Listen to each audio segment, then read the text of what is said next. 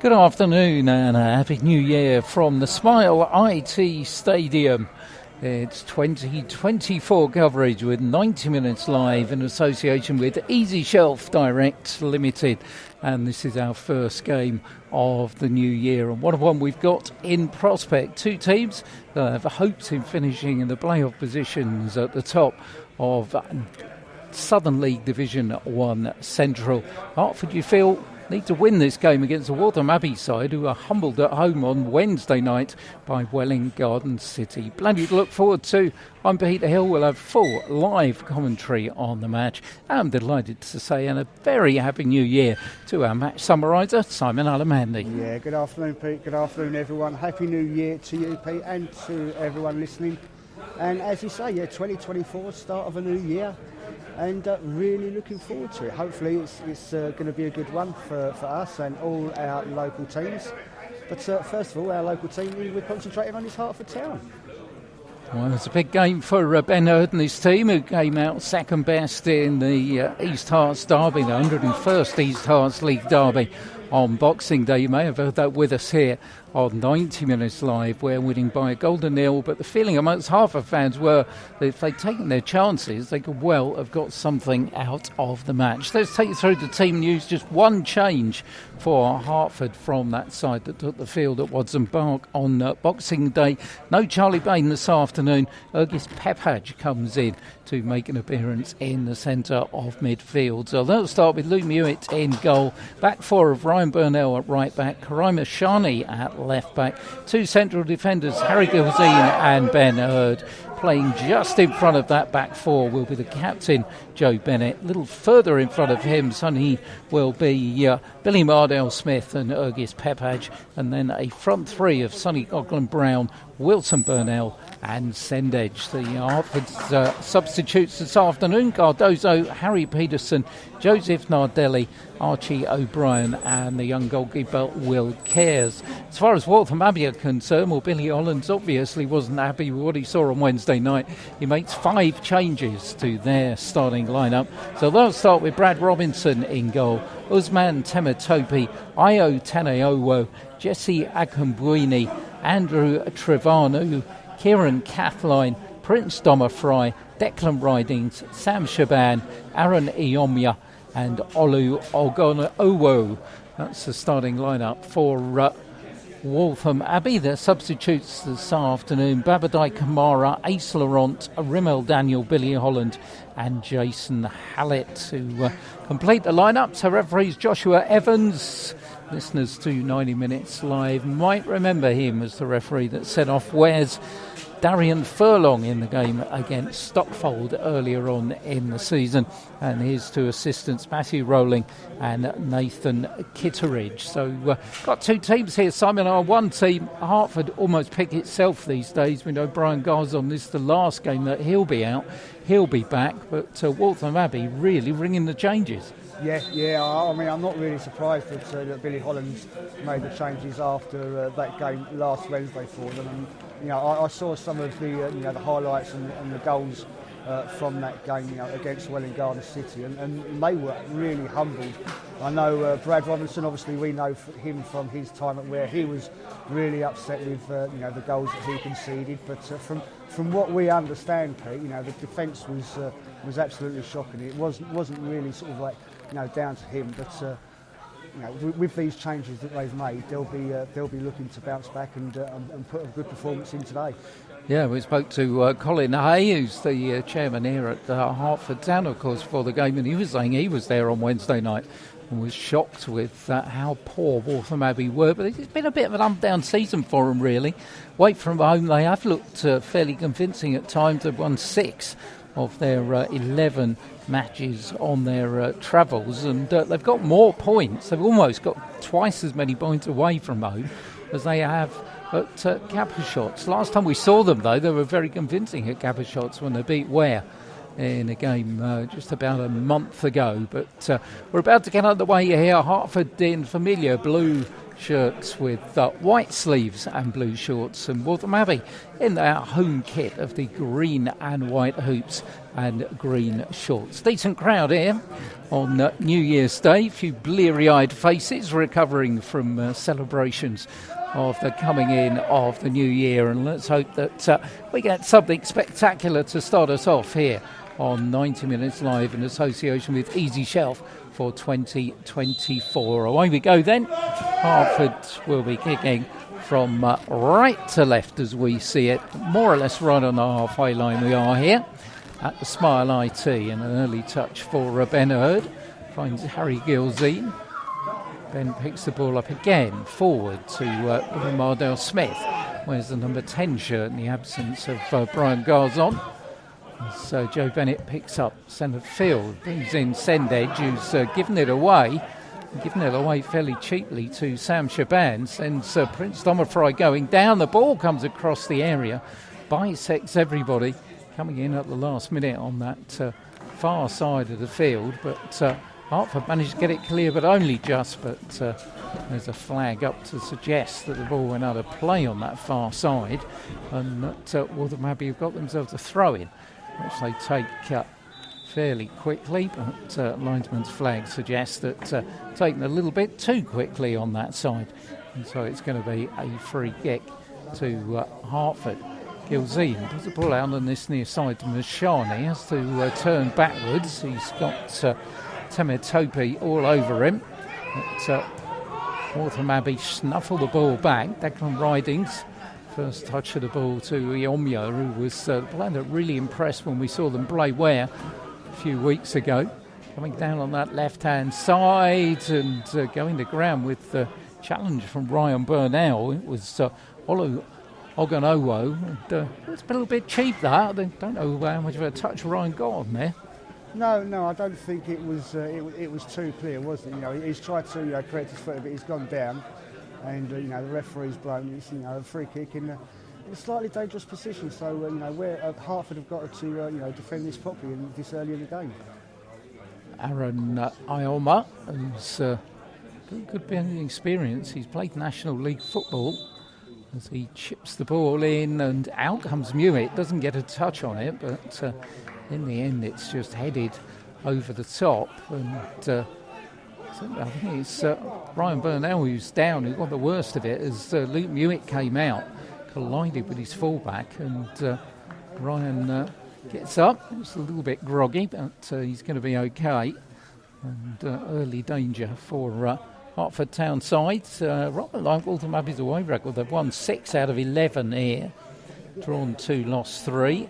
AFC Dunstable, Bedford and Ware, 3 teams that have won at the Smile IT. It's Waltham Abbey are having the most of possession early on in this one, as Temetope turned it all the way back to Brad Robinson. Brad's kick, right foot downfield. Prince Domofry, it goes over the top of his head, and Mashani will collect it with a throw-in for Hertford. Finds Joe Bennett, he's put under immediate pressure. And it's a tactic we saw, actually, didn't we, Simon, at Cabershots, is that Waltham Abbey like this real high press. Yeah. I mean, it's what we noticed, as you say, in that home game against Ware, and they really looked dangerous. They were really good that game, and I'm not surprised to see them starting this way again. Hertford have got themselves a free kick inside their own half, quickly taken by Ryan Burnell. Back to Harry Gilzine, who picks up Ben Hurd coming forward, left-hand side for Mashani on the halfway line. Drifts past Prince Domofry, plays the ball inside the Wilson Burnell, but he's given it away to Ioma rather tamely, and but Ryan Burnell manages to wrestle it back on that far side. Plays it back into his own half for Harry Gilzine. Back to Ben Hurd, looking to release Sendedge on this near side. Temetope's under the ball, not too convincing with a header, but he's going to get a second attempt for it. Plays the ball back, but here's Wilson Burnell in the area, real chance, and the ball goes away from him. He goes down. Hertford cries for a penalty. Think that would just have been a little bit soft, and in the end the chance goes begging. Yeah, I mean, you see the referee, he didn't flinch there. There was absolutely no interest or thought of giving a penalty there from the referee. And as you say, I think it would have been a little bit soft.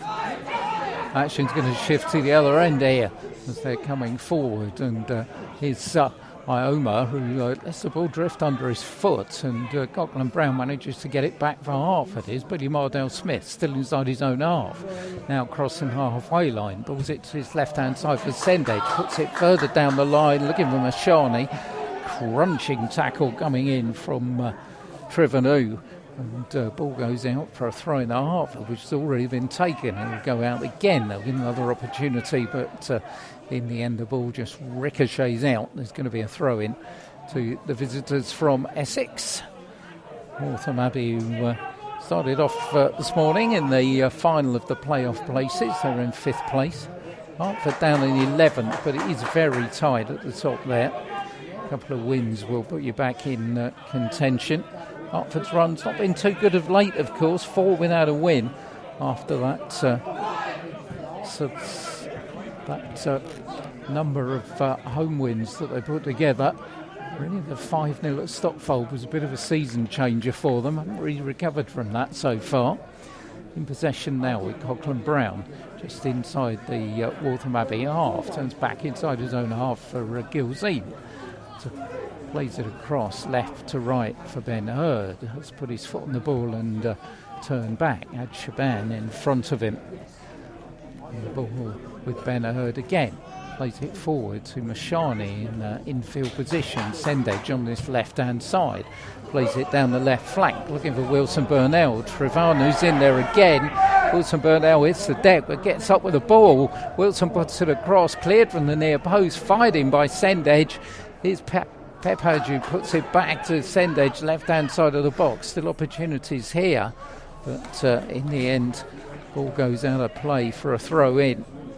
They've looked lively on this left-hand side. Sendage didn't have the best of games against Ware, but Joe Dearman, who's in Margaret, had an excellent game. But Wilson Burnell lets the ball go out of play here from Declan Riding. It's going to be a throw-in to Hertford Town. Ryan Mashani, who's and having a trial with Cambridge United, we understand. Plays the ball to Ryan Burnell, who just runs into Onowowu, and players going down left, right and centre here. Ryan's still down. There's a Waltham Abbey player down. Looks like Kieran Kapline, I think, on that far side. And not too much doing. They just bumped into each other, but can be nasty. Yeah, it was just one of those accidental clashes, wasn't it? Two players trying to go for the ball and sort of connecting with each other. But as you say, completely no malice or intention in that at all, and it's just one of those unfortunate incidents. A little bit of work to do for the Hertford therapist Reece Brown and Jessica Smith, who fulfills that role at Waltham Abbey. I think Ryan Burnell's come off the worst here, I think, because he certainly is looking to receive attention. It's slightly concerning. There hasn't really moved. He's still absolutely flat out. Is Ryan Burnell. Onowowu, who's the other player who's involved, is back up and okay. And Ryan's just now sitting up, which is good to see. Onowowu's got to change his shirts as well. Don't quite know what that's all about. Coming up this year for Hertford, of course, Saturday they're at AFC Dunstable. We know what an interesting place that can be to player. And then they've got Kings Langley at home on the following Saturday. And as far as Waltham Abbey are concerned, Leighton Town at home is their next engagement next Saturday. Leighton, whose game was off today, they're there or thereabouts, searching for a playoff place as well. But I guess when you look at half the table, they're searching for a playoff place. And the other half is worried because it's 2 that go down. So plenty to get involved with in Southern League Division 1 Central. Game's restarted as Kathleen thumps it down the line. Harry Gilzine's going to get there ahead of Shaban and really just sky it towards the halfway line. It's headed again towards Shaban on that far side. And ball hit off Ryan Burnell from Ogonowo. He's run down that left-hand side. Kieran Kathleen, one of two former Hertford players in the lineup. Didn't last too long here. Only played 5 or 6 games, scored 1 goal. And certainly wasn't playing on that left-hand side of the defence. Was used as an attacking midfield player in the day by Ben Hurd. As ball finds its way back inside the Waltham Abbey half with Andrew Trivenew. Trivenew's long ball forward, easy meat for Mashani. Well, it should be easy meat. Made a little bit more of it than they should. Hertford could have got themselves in trouble with Luke Newitt's ball across the box, but it bounces in the end off of Oganowo and goes behind for a goal kick. I think we had this feeling last time we saw Luke Newitt play. He's not the most solid of goalkeepers with the ball at his feet, and the way Hertford like to play, he's still adapting to it, you feel. Yeah, he does struggle a bit, doesn't he? And often, I mean, we've said time and time again that the way Hertford like to play the ball around the box, it can lead them into a little bit of trouble. So it's something that I feel that Luke does need to work on. As Sonny Coughlin-Brown goes down obligingly behind the pillar right in the middle of the stand here. It's a free kick to Hertford. And looks like it's going to be Ben Hurd that's going to come up and take the kick. Send edge very wide on this left-hand side. Pep Hedge is up there on the edge of the area as well. As the ball comes across, Pep Hedge is beaten to it by Trivenew, and Ridings will complete the clearance to bring Stommerfry down this right-hand side. We know what pace that he possesses. Trying to go round Mashani, and does. Good ball into the box. Harry Gilzine had read it well. Puts it out for a corner. And that's something that Hertford, of course, know all about, Prince Stommerfry and his pace. Yeah, I mean, I remember when he was here before, and I think I've said before, Ben was telling me he's the fastest player he's seen, and he can cause some real problems. Ball comes across, and the header was down from, I think it was Taniowo, who fought the final header on it, but not too much problem for Luke Newitt. Ball's out far side of the field with a throw in for the visitors from Waltham Abbey. Not too much doing in either goalmouth at the moment. 11 minutes gone. Hertford Town 0, Waltham Abbey 0. Southern League Division 1 Central, 90 minutes live with Pete and Simon in association with our sponsors Easy Shelf Direct. As Brad Robinson clears on that far side.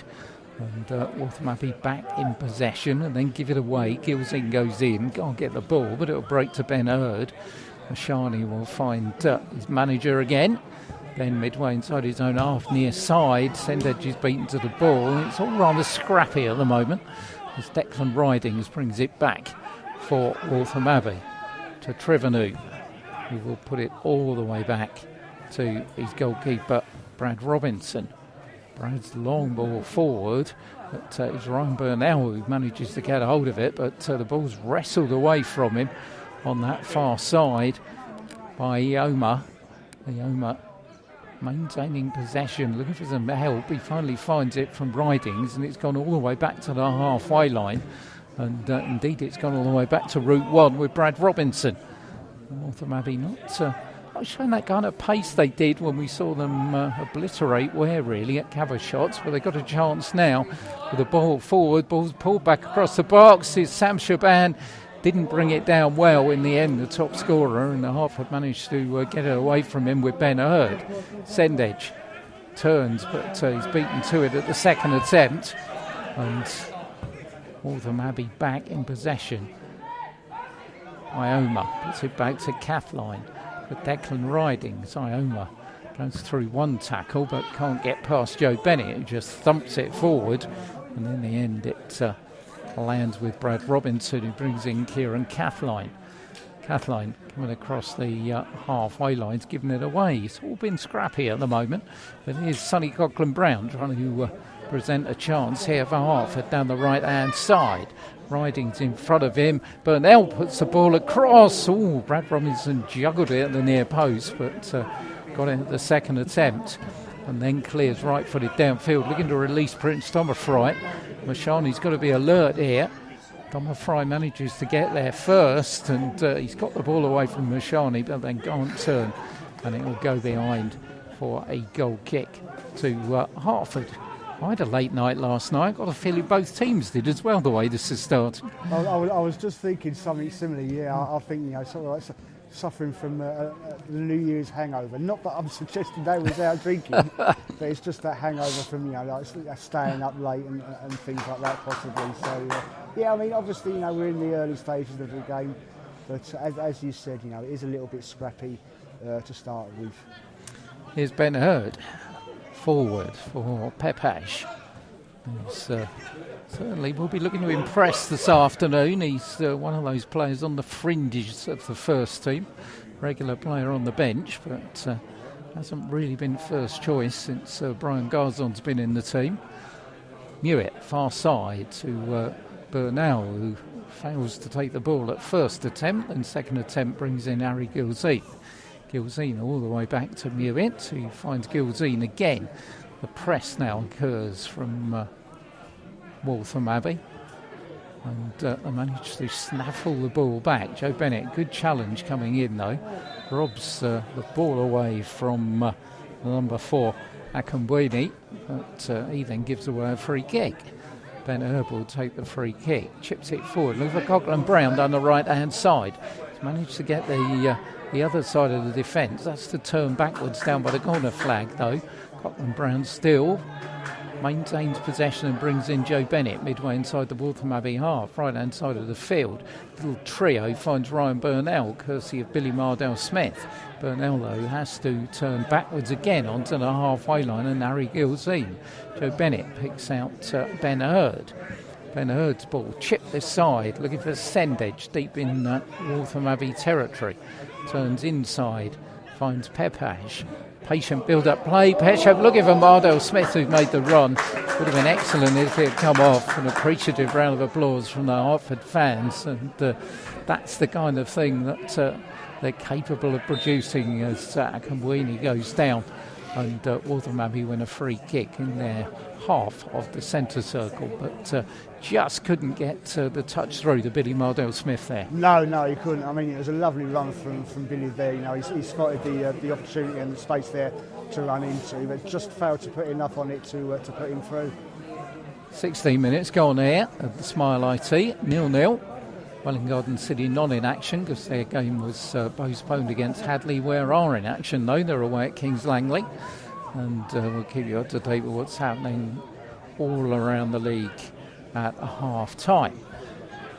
Here's Andrew Trivanou, puts the ball back to Brad Robinson. Colin Hay was a bit worried that Waltham Abbey would start here like a house on fire, stinging from what happened on Wednesday. It hasn't really happened for him. They've been kind of dragged into this scrappy start of play with the Hertford as Brad Robinson plays the ball out to Ridings, looks for Kathleen. Sonny Coughlin Brown gets a boot in, and it's going to be a throw in on that far side to Waltham Abbey. Hertford have done fairly well. I mean, probably the biggest win here was the one against North Lee, against the side in the top part of the table. They drew 2-2 against Biggleswade Town, who were third as well, and were very much in the game here against Bedford for the opening 40 minutes as well. So they've performed well against the top sides in the division. As Luke Mewett picks it up deep inside his own half and just puts his foot on the ball and nicks it to his left-hand side for Ben Hurd. Ben's ball diagonally on that far side, left to right, brings in Ryan Burnell, and has to turn backwards. He probably had some of the best chances on Boxing Day, popping up in the centre forward position. Here's Pepash on this near side, brings in Sendage, but delayed, and Prince Tomafry will pick it up for Waltham Abbey. Possibilities for the visitors here. Tries to put it across the area, it bounces off of Ben Hurd's heel, and luckily for Hertford, Mashani was on hand to pick it up. It's Joe Bennett. Bennett plays it to Ryan Burnell, far side. Bennett back to the edge of his 18-yard box for Harry Gilzine. Gilzine for Bennett. Bennett back for Luke Mewett. Mashani screaming for the ball on this near side. That's where it's going to go. Space, though, closed down by Prince Tomafry, and Mashani has to go backwards for Ben Hurd. Ben puts his foot on the ball. Pep Hedgick comes short, but Ben waves him away. plays it to that right-hand side for Harry Gilzine, midway inside his own half. Gilzine still walking football at the moment between the two. But now suddenly a bit of pace is injected down that right-hand side by Ryan Burnell, who's down by the corner flag. Turns it back for Sonny Coughlin-Brown. Perhaps a chance to get it across the box, but he brings in Joe Bennett, who's up there on the right-hand side of the area. But in the end, Bennett's challenge is a bit too forthright. And Waltham Abbey will get themselves a free kick. 0-0 here at the Smile IT. Waltham Abbey, who've outscored opponents first half 25-14. A bit more effective perhaps before half-time. Hertford have scored 14 goals in each half in the league this season. As Gilzine is wrestling with Shaban, and Ben Hurd turns it all the way back to Luke Mewett. Mewett puts it out to Sendedge, midway inside his own half. Sendedge goes backwards for Mashani, who goes backwards for Mewett. Hertford at the moment struggling to get out into Waltham Abbey territory. Might do now, but Shriven, who gets the faintest of headers on it to take it away from Bebaj. And the ball forward, headed down by Ben Hurd, who had Shaban behind him. And Harry Gilzine will pick it up midway inside his own half. Threads it forward for Coughlin-Brown, who's beaten to it by Ridings, but Hertford will get the ball back with Ryan Burnell on that far side. You bring in Harry Gilzine. Gilzine forward for Burnell. 5 goals in it when they met last year. Hertford 2, Waltham Abbey 3, and then the year before that, Hertford won a game 2-1 with goals from Jake Bunyan and David Ogbonna, which evidently I was at, but I can't remember. So that must have been a good New Year's Eve. Harry Gilzine, midway inside his own half, back for Ben Hurd. Ben plays it forward for Sendedge. Ben, by the way, in charge of his 111th game as player manager of Hertford Town. As Sonny Coughlin-Brown brings in Billy Mardale-Smith. Picks up a little bit of pace in the area as Wilson Burnell has to turn backwards onto the left foot and straight at Brad Robinson. For the first time, really, we've had a shot on target. Yeah, it is, isn't it? And, it's good patient build-up from Hertford. With this Waltham Abbey press, they really have got to be patient. Find those gaps, find the ball forward a little bit, and get that ball forward when they can. But they've just got to stay patient and not get too frustrated that they're not going to be able to move the balls forward as quickly as they would like to. Frustration from the crowd there as Joe Bennett put a free kick midway inside the Waltham Abbey half, straight out of play for a throw-in. She's going to be taken on this near side from the right fullback, Usman Temitope. As Shaban fails to collect the ball, up in the air by Ridings. Gilzine's beaten to it this time. Mardale-Smith back for Ben Hurd, and the aerial volleyball finishes at the feet of Ryan Burnell, who's beaten to it first of all by Oganowu, and then the ball just finds its way out on that far side. The throw-in for Waltham Abbey. Here's Declan Ridings. Ridings puts it back to the considerable frame of Andrew Trimavu to Kieran Kathleen. Kathleen onto the halfway line for Ioma, who'd found a little bit of space and a chance to come forward a bit here at Ioma's ball to the left-hand side of the box. He's not the best, although Shaban has done well to get something out of it. He was there with Ryan Burnell and managed to get a corner off the Hertford defender. He doesn't agree with the referee's decision, but he's not going to change his mind. And so Hertford have a second corner of the afternoon to defend here. Oganowu is going to go across to take it. Kathleen and Trevanu are up from the back to add a bit of aerial presence. Hertford, as we know, are not the biggest team. There's a decent corner that comes in. Mewett flaps at it. And on the edge of the area, the shot will come in from Ridings, and it's blocked by Sendedge. Mewett, none too convincing there. Hertford got away with it. And Prince Tomafry's given it away to Bebaj midway inside the Hertford half. Onto the halfway line with Wilson Burnell. Wilson Burnell goes through, but it's good tackling back by Declan Ridings. Puts it all the way back to Brad Robinson. Robinson's long ball searching out Okanowo on that far side, but Burnell sorts that out for Hertford, and Harry Gilzean's going to put it all the way back to Luke Mewett. So we've had 25 minutes of the first half here at the Smile IT. Hertford Town 0, Waltham Abbey 0 on 90 Minutes Live in association with Easy Shelf Direct. Really only one real shot on target, and that was a fairly easy meet for Brad Robinson, the Waltham Abbey goalkeeper. Ben Hurd brings in Joe Bennett midway inside his own half.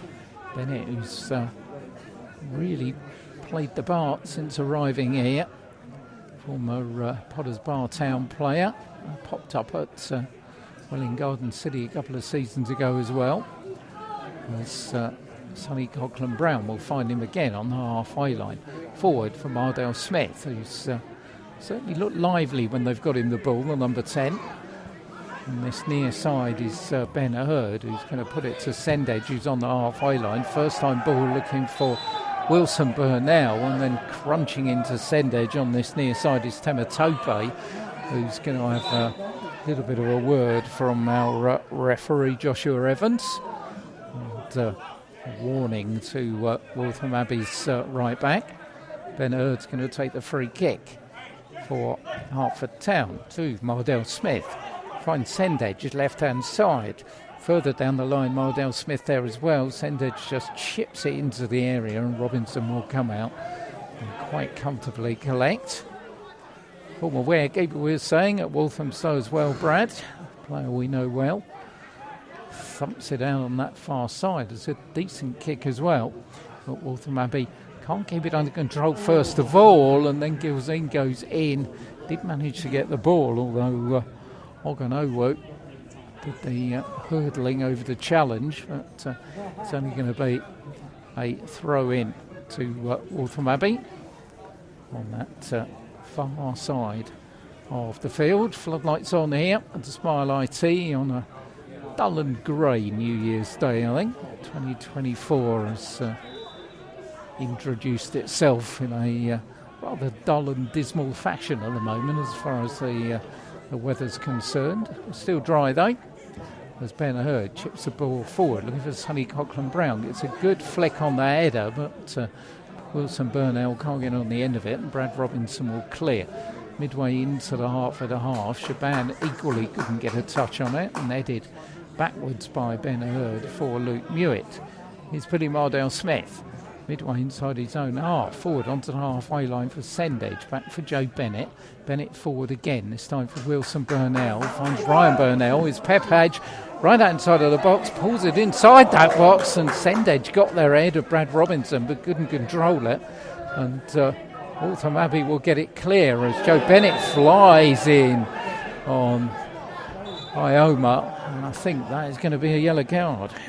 Yeah, it certainly seems like it, doesn't it? I mean, he's called him back over, and he's going to have a little word with him. He's not reached for his pocket yet, so maybe it's just a warning saying, you know, like one more of them, and then you'll be in the book, and that seems to be what he said to him.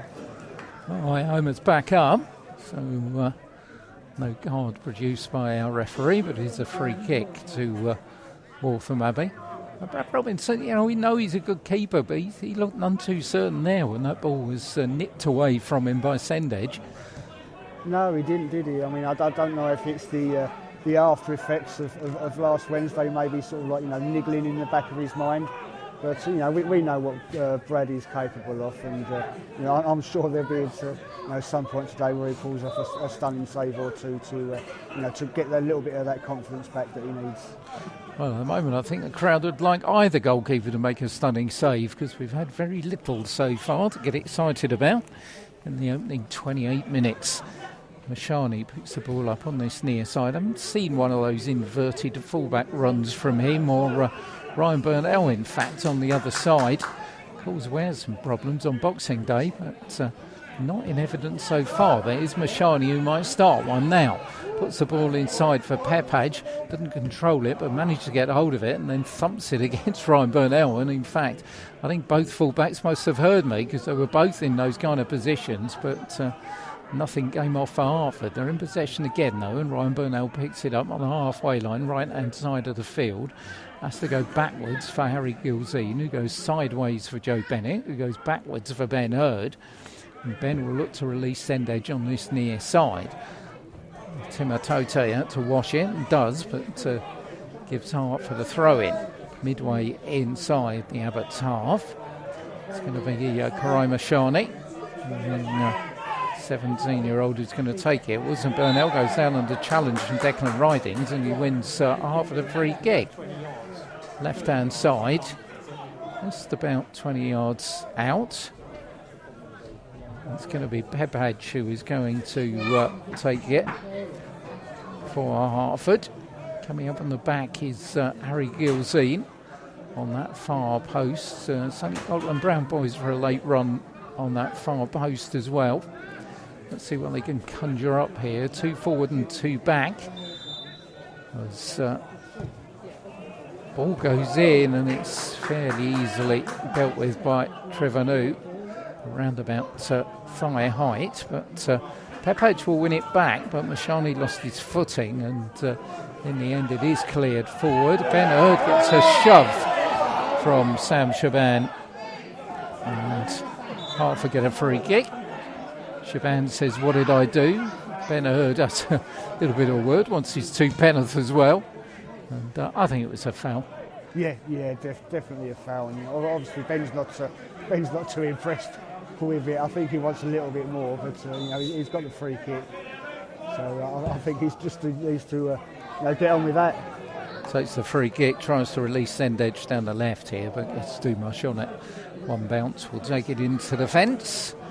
And murmur amongst the crowd. I think they're really wanting something to get them going at the moment, aren't they, the crowd? We've got a good crowd here. For you never know, as we were saying before the kick-off on New Year's Day. You've got a good crowd, but not too much to get them going at the moment. No, there's not been. I mean, as you say, it is a good crowd. A decent number here today, but there's just been sort of like, I think they're just sort of cancelling each other out. This high press from Waltham Abbey, it's really sort of like causing Hertford difficulties with them getting the ball forward. And Waltham Abbey, when they've got the ball, though they've had a fair bit of possession, especially in the early stages of this first half, they've just not been able to do anything with it. So it does need a moment or two to get this crowd buzzing, I feel. Yeah, I think Billy Mardell Smith's the one I'd like him to give the ball to a bit more. He's the one that is being direct. But here's send edge, we know how he can do, and it's Mashani picking up one of those inverted left back rolls, but then ruins it all by rather tamely giving it away to Timatote. Brad Robinson's kick is headed back towards the halfway line by Harry Gilzine, and will now break for Joe Bennett, just volleys it forward. Wilson Burnell was offside, and Sonny Coughlin Brown is making Brad Robinson play the ball. And Robinson skies it to midway inside the Hertford half onto the head of Ryan Burnell. And Paul is won back by Wilson Burnell, who was retreating, and Ben Hurd's got it inside the Hertford half. Plays it left-hand side for Karai Mashani, but he's going to have to go all the way back to his goalkeeper, Luke Mewett. And Luke, foot on the ball, then chips it right side for Ryan Burnell, whose control isn't good and gives it away. Ridings avoids Wilson Burnell, brings in Trevor finds Declan Ridings again, who brings in Kathleen. Kathleen's ball forward, but Joe Bennett's in the way, and Ioma will take it all the way back into his own half and find Kieran Kathleen. Looking on this near side for Prince Tomafry, but well read by Mashani. He'll get his chance though, gets the ball back on this near side, turns well. Timatote puts the ball inside, but Declan Ridings will collect it for Waltham Abbey. Chips it down that line. Once again, they're looking to produce something down their left-hand side, but Hertford sorted out. Oh, Joe Bennett's given it away. Given it away fairly tamely as well. Waltham Abbey in good position down by the corner flag on this near side, but Prince Domafry can't get hold of it. And Pepaj should have a chance to get it away. Down goes send edge, but it's only a throw-in to Hertford. midway inside their own half on this near side of the field. 34 minutes gone, first half, 90 minutes live, first one of 2024 in association with Easy Shelf Direct, covering Step 4 football involving Hertford Ware and Welwyn Garden City. Welwyn Garden City not in action today. Pitch at the Pexhurst, unfortunately, adjudged to have been unfit, but Ware are in action at Kings Langley.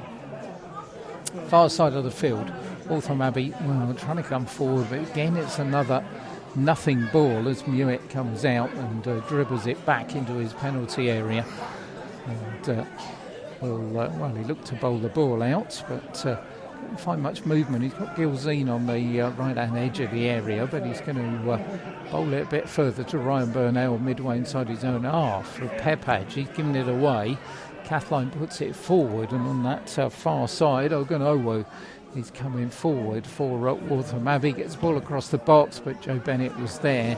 Didn't have anybody behind him, but safety first, and the ball goes out for a throw-in parallel to the edge of the Hertford 18-yard area. The ball finds its way back on that far side, then ball across the box, one bounce, and Mewett lets it go behind into the advertising hoardings in front of the stable end. And still this lacklustre, I think is the word I'll use, affair is to pick up any form of momentum. One shot from Wilson Burnell straight into the chest of Brad Robinson is the nearest either of the two sides has come to breaking the deadlock.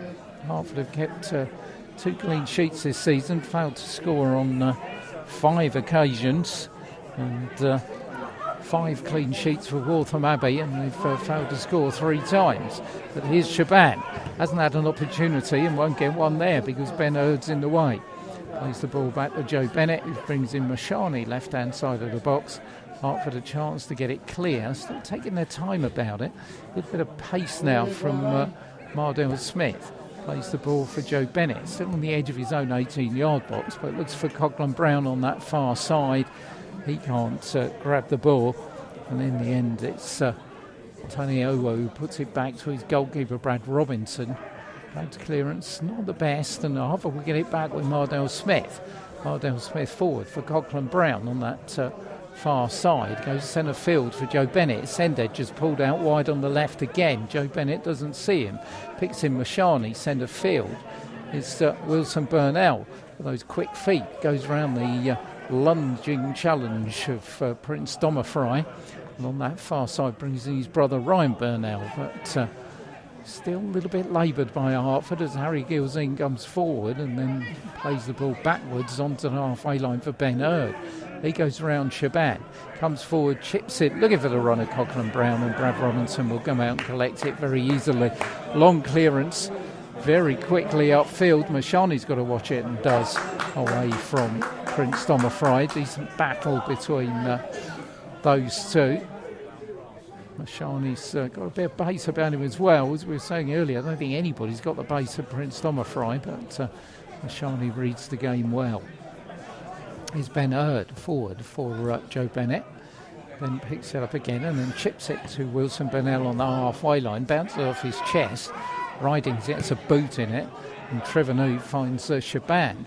Shaban being Ioma, far side.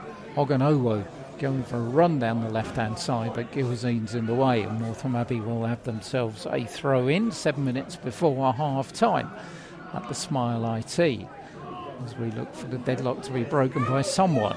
As midfield, the ball's just thumped forward in the end by Ridings, who had 3 Hertford players converging on him, but then the ball took a break off of Harry Gilzine and has gone behind rather tamely for a corner. Sometimes these are the ones that you have to pay for, don't you, when you give away silly corners like that?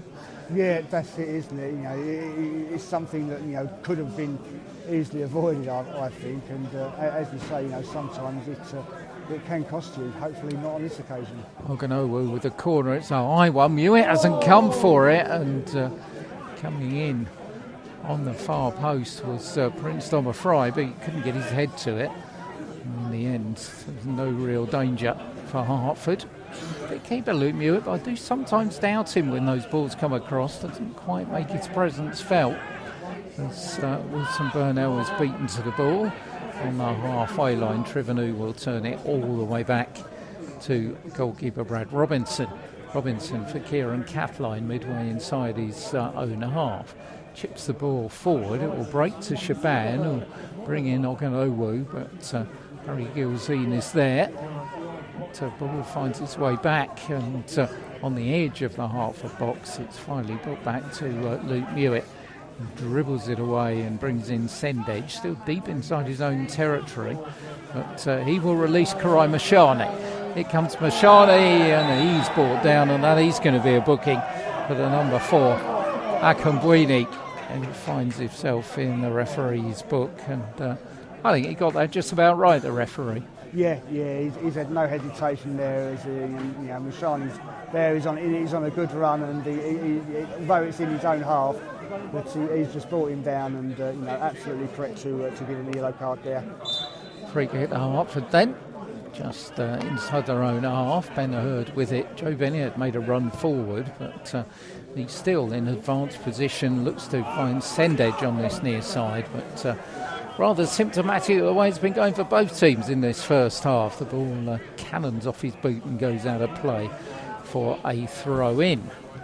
A couple of people make their way down the stand to join the front of the TQ, or maybe, I don't know, I'm feeling a bit nippy today. I think it could be a hot Bovril day. There's good pressure by Sendage, as it was Temetopi who tried to clear the ball, but in the end it was the Hertford man who got a touch, and Waltham Abbey will have a throw-in. Throwing it straight to Joe Bennett, though. He brings in Wilson Burnell. Sendage brings in Bepage. It's Wilson Burnell, tries to control it away from Gatline, who just about manages to get it. Ioma in a run on Oganowu down that left-hand side now.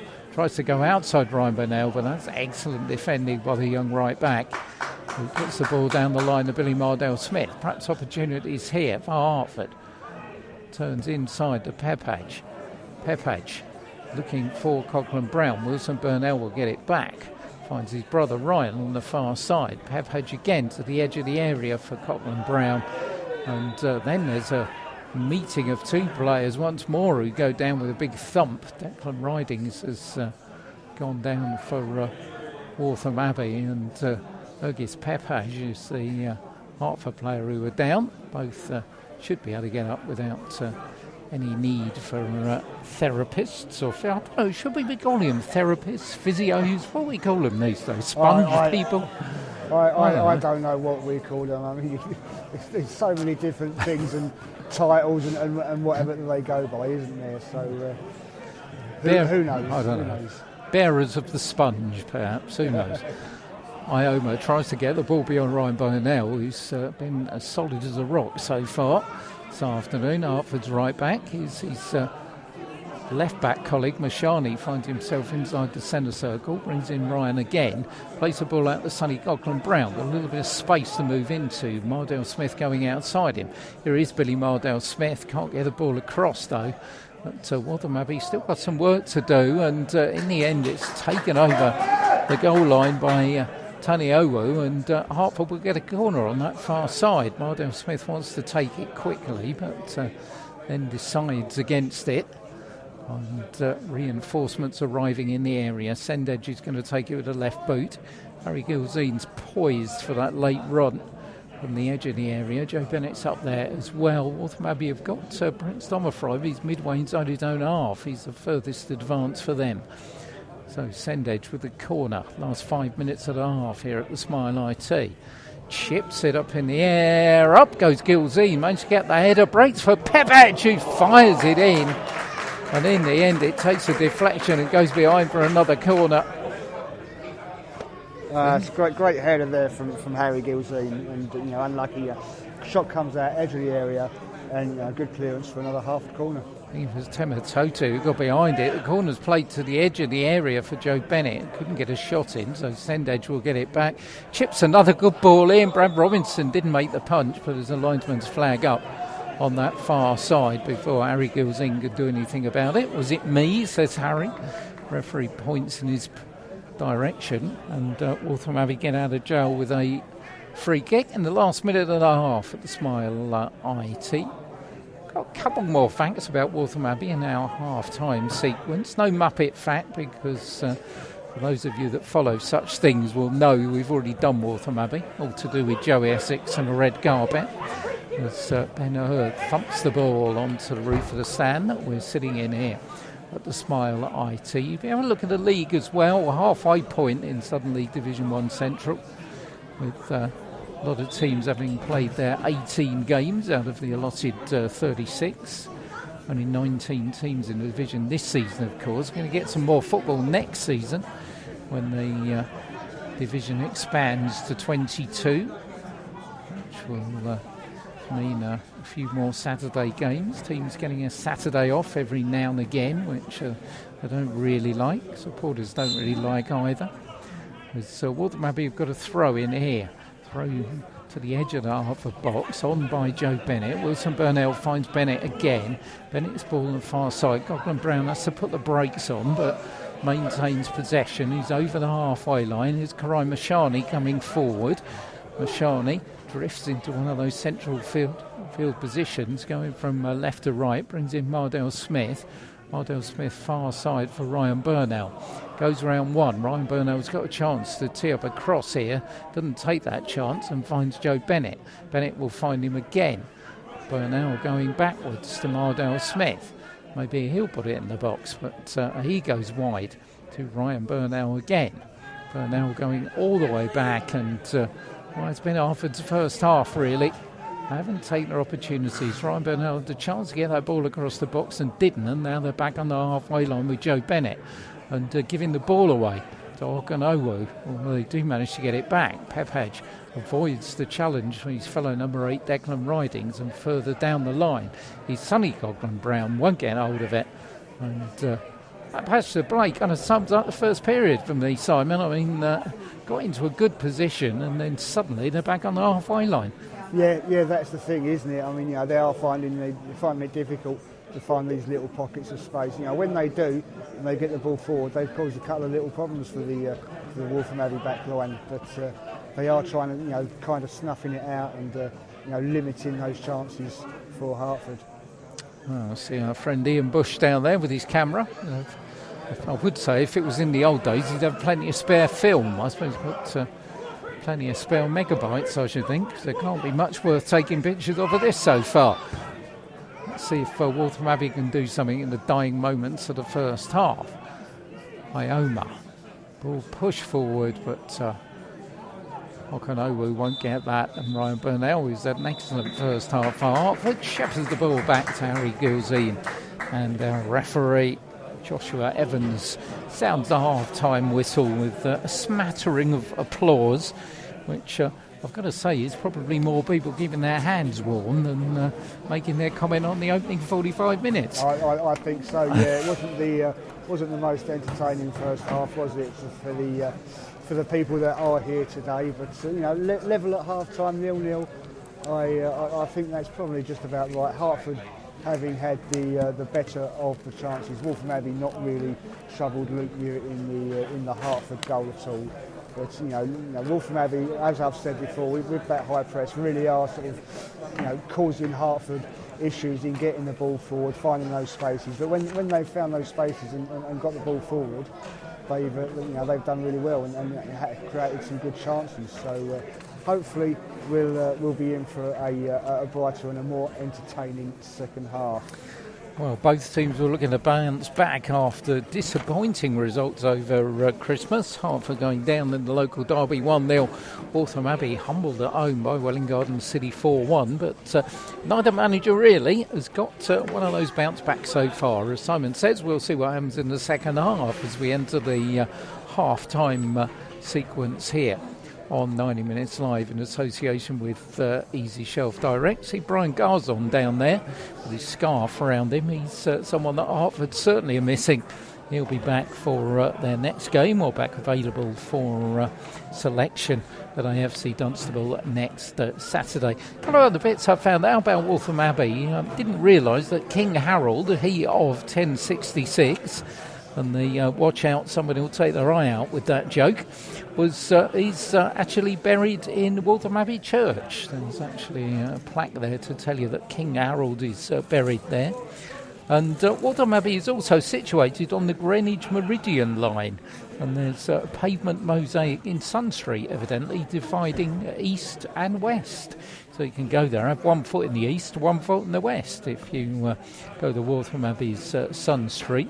The Welsh Harp Inn in Market Square also dates back to the 15th century, the oldest pub in Waltham Abbey. And if you look on TripAdvisor, two things to do if you go to Waltham Abbey. Number one, evidently, is the Lee Valley Animal Adventure Park. And number two is the Royal Gunpowder Mills. But those of you that might have listened to the half-time sequence we did at Waltham Abbey in the game against Ware will realise that's where my Uncle Jack used to work as well, at the Royal Gunpowder Mills. The football club, by the way, was founded in 1944. But it wasn't until latter years, really, until the latter part of the 70s that Waltham Abbey managed to make their way up football's pyramid. They did spend a fair amount of time in the Northern Suburban League, which I knew well because that's where I used to play, and did actually play them a few times, and also a team called Beachfield Youth who were part of the setup of Waltham Abbey and amalgamated with them. And Waltham Abbey made their way up the football pyramid. New Hertford Town website, by the way, if you haven't seen it, hertfordtownfc.com. Well worth a look. It's a work in progress. There's plenty of stuff still to put up there, but looks like could be very promising indeed. The folks at Smile IT have done the business there with the new look website, so get an opportunity. Do give that a look, and I do believe we can have a look at what's going on elsewhere now. Yes, we can, Pete. Yes, so half-time scores from the Southern League, and Bedford Town. We said last week, didn't we? They're having a little bit of a wobble. They're wobbling again today in the home to Biggleswade Town. They are 2-1 down. Kempston Rovers, they're facing AFC Dunstable, and it's the visitors, AFC Dunstable, that are 2-0 up. Now, it's not going well for one of our local sides, where they are losing 2-0 to Kings Langley. Northley versus Kidlington, it's the same result there as it is here, so that's 0-0. And there's goals at Stotfold, Pete. They are 5-0 up at half time on Biggleswade. Oh my word! Robbie Buchanan has got one of those goals. Obviously, ex-Welling Garden City and Ware player. And the final game, there's two postponed games due to the weather. The final game is between Tame United and Aylesbury United, and it is Tame that are 1-0 up there. Wow, that's Stotfold score. I was just going to tell you about the form table this morning in Southern League Division 1 Central, which not surprisingly has Welling Garden City absolutely flying at the top of it, 15 points from their last 18. And guess who was second? Biggleswade, who find themselves 5-0 down at half-time against Stotfold. Well, I think Biggleswade might have been on the sherries last night. 5-0 down at half-time. That's my word. Yeah, that's not good for them at all. Well, if there is going to be a Biggleswade bounce back, we will be witnessing it next week. Not next week actually, on Saturday, isn't it? Losing the days here. This coming Saturday we'll be back at Bedford Town's ground, the Erie. And to get a very warm welcome from Biggleswade, which I did earlier on in the season when we followed Ware there, I'm sure. And really looking forward to seeing how Mark Weatherstone's side can continue. They really have been the form team in this division, and when you think so, we saw them. I know we did the game against Ware, and we were saying that we saw them earlier on in the season, and you had no inkling at all they'd be anywhere near the playoffs. But suddenly they've set on this run, and at the moment they look the best team in the division. Yeah, they are absolutely chalk and cheese, aren't they, compared to what we saw early in the season. And I know obviously when we spoke to Mark then, he said there was a lot of work to do. There was some players he wanted to get in. He needed to get his point of view across and the way he wanted to play the game, and that across to the team. But the last few weeks they have been absolutely fantastic. That game last week against Wales was absolutely crazy game.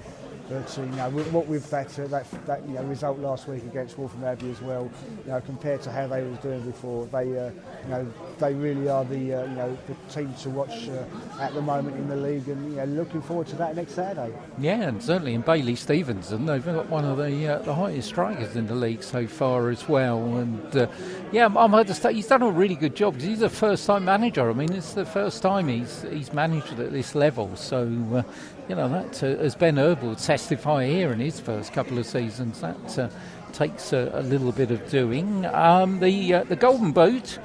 Well, it's not changed very much at all because the Hearts Senior County League doesn't kick in again until Saturday.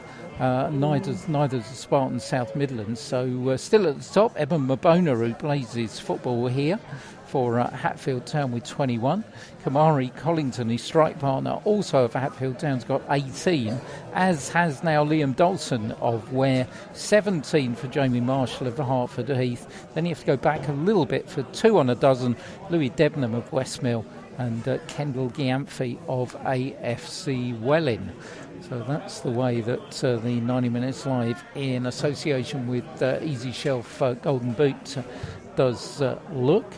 Been looking at thought I'd look. It's halfway through the season, as it were, and thought I'd look at some of our listening figures and just say thank you to everybody as we start out on 2024, because got some statistics in a week that tell us we've had 1,342 listeners in 25 countries so far this season on 90 Minutes Live, which is quite amazing. Yeah, it's fantastic, isn't it? Get support like that, and people listening literally all over the world. It's really encouraging for us to know that people enjoy and appreciate what we do. So thank you to everyone that has been listening, and carry on listening this year as well, please. Yeah, hopefully. Top 3 countries: United Arab Emirates, India, and the US. So if you're listening from any of those or anywhere else around the globe, very happy New Year to you from us here. And also our post match, which has been doing 732 downloads of manager comments and post match as well, which is fairly good. And in that we say thank you to mention Mark Weatherston, we mentioned Paul Halsey and Ben Hurd, because it's never easy for a manager to talk when their team hasn't done well, but we've got 3 top guys who will always talk to us, and we're very appreciative of that. Yeah, absolutely, we really are. And just to add to those figures, I think the YouTube's been going really well as well. Obviously some people listen to the match commentary on there, but as well as that and the match highlights videos, I think it's like about 16,000 views on YouTube this year. We're up to 340 subscribers now on there as well, which is absolutely fantastic. It really is, and for the support on there again, it's all appreciated by us. It really is. Yeah, it is absolutely. We've got a little Facebook group going as well for non-league broadcasters, which I hope to get going a little bit, because there are a lot of people now out there doing what we do for various non-league clubs at various levels, and thought it'd be nice just to have a little chat with them, and noticed there were a couple that have joined the group, and also our good mate Chris White, who's just sitting away to our left-hand side here with his vlogs. It is a vlog, isn't it? A video log in a vlog? I think something like that. I don't know what the kids call it. I have to ask him. Yeah. But he does a brilliant job as well in his coverage of non-league football for not only the men's game but for the ladies' game as well, because he's regularly here watching the Hertford Town ladies team as well. He is. Yeah, I mean, he doesn't just do. I mean, his YouTube vlog, or whatever you call it, around the grounds it's called, and it's not just football he does, because I know he's done like a cricket one and a couple of rugby ones, and I think he's done a couple of athletic stadiums and things like that as well. It's well worth a check out. So if you do get a chance, go and check that out as well.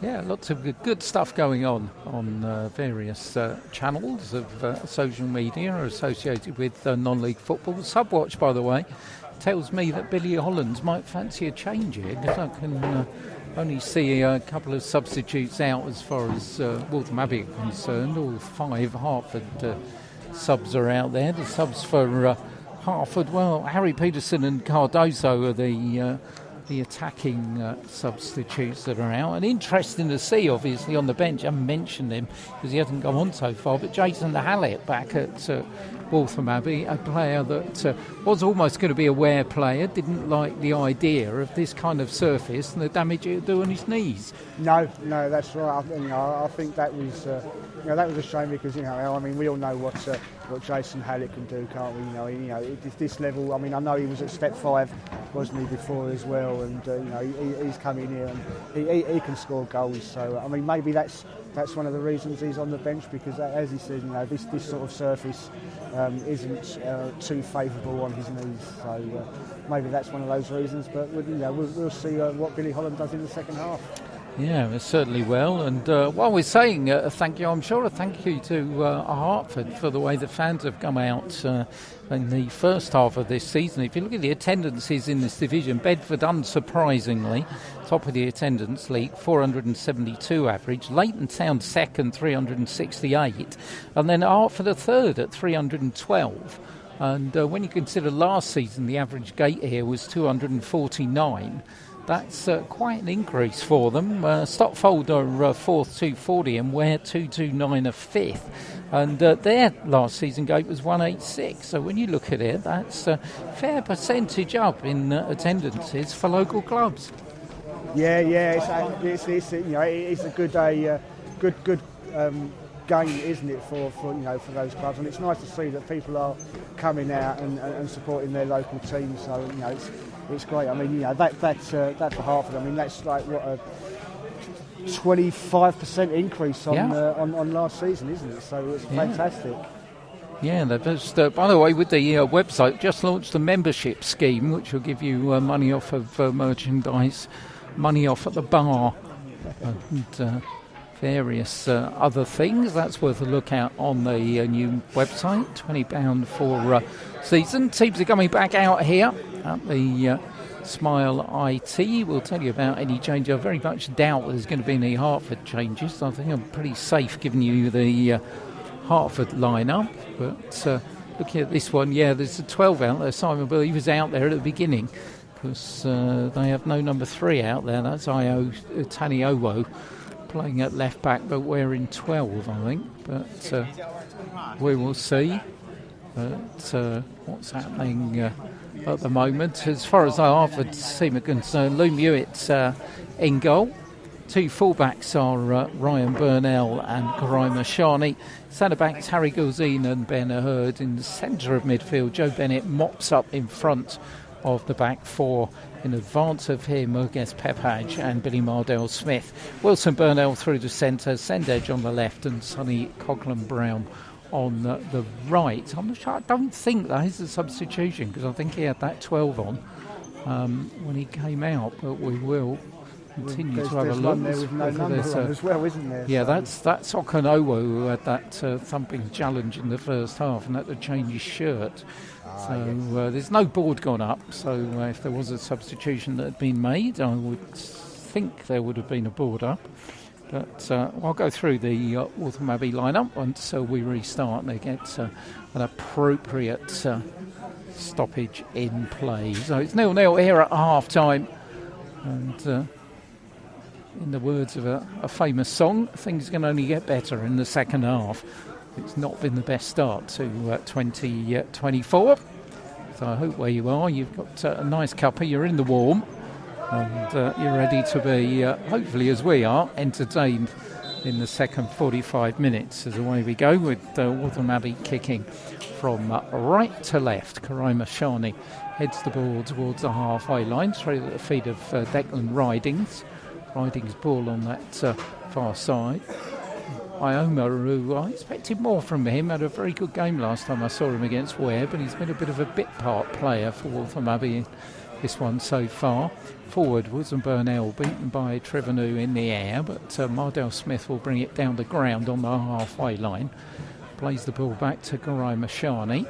Mardell Smith will get it again, and not got too much support as they go back to the edge of his area for Ben Hurd. Chips it forward, headed on by Sendage as Wilson Burnell looks to see shoving the back from Andrew Triveneau, but it's Waltham Abbey who break momentarily, but Coughlin Brown pushes it back into his own penalty area for Harry Gilzine, who then finds the outlet in Joe Bennett. Bennett's ball near side for Coughlin Brown, so midway inside his own half. Bennett gets it back. Ryan Burnell to Mardell Smith. And Hertford again finding trouble with this press from Waltham Abbey. And actually managing to get out, but they have done now with Joe Bennett. Comes up to the halfway line and then turns backwards for Billy Mardell Smith. Mardell Smith, long ball far side. Sendage was shouting for it, and Sendage gets it. A little bit of juggling by the number 11, still manages to bring it down. Finds Mardell Smith, who brings in Mashani on the far side.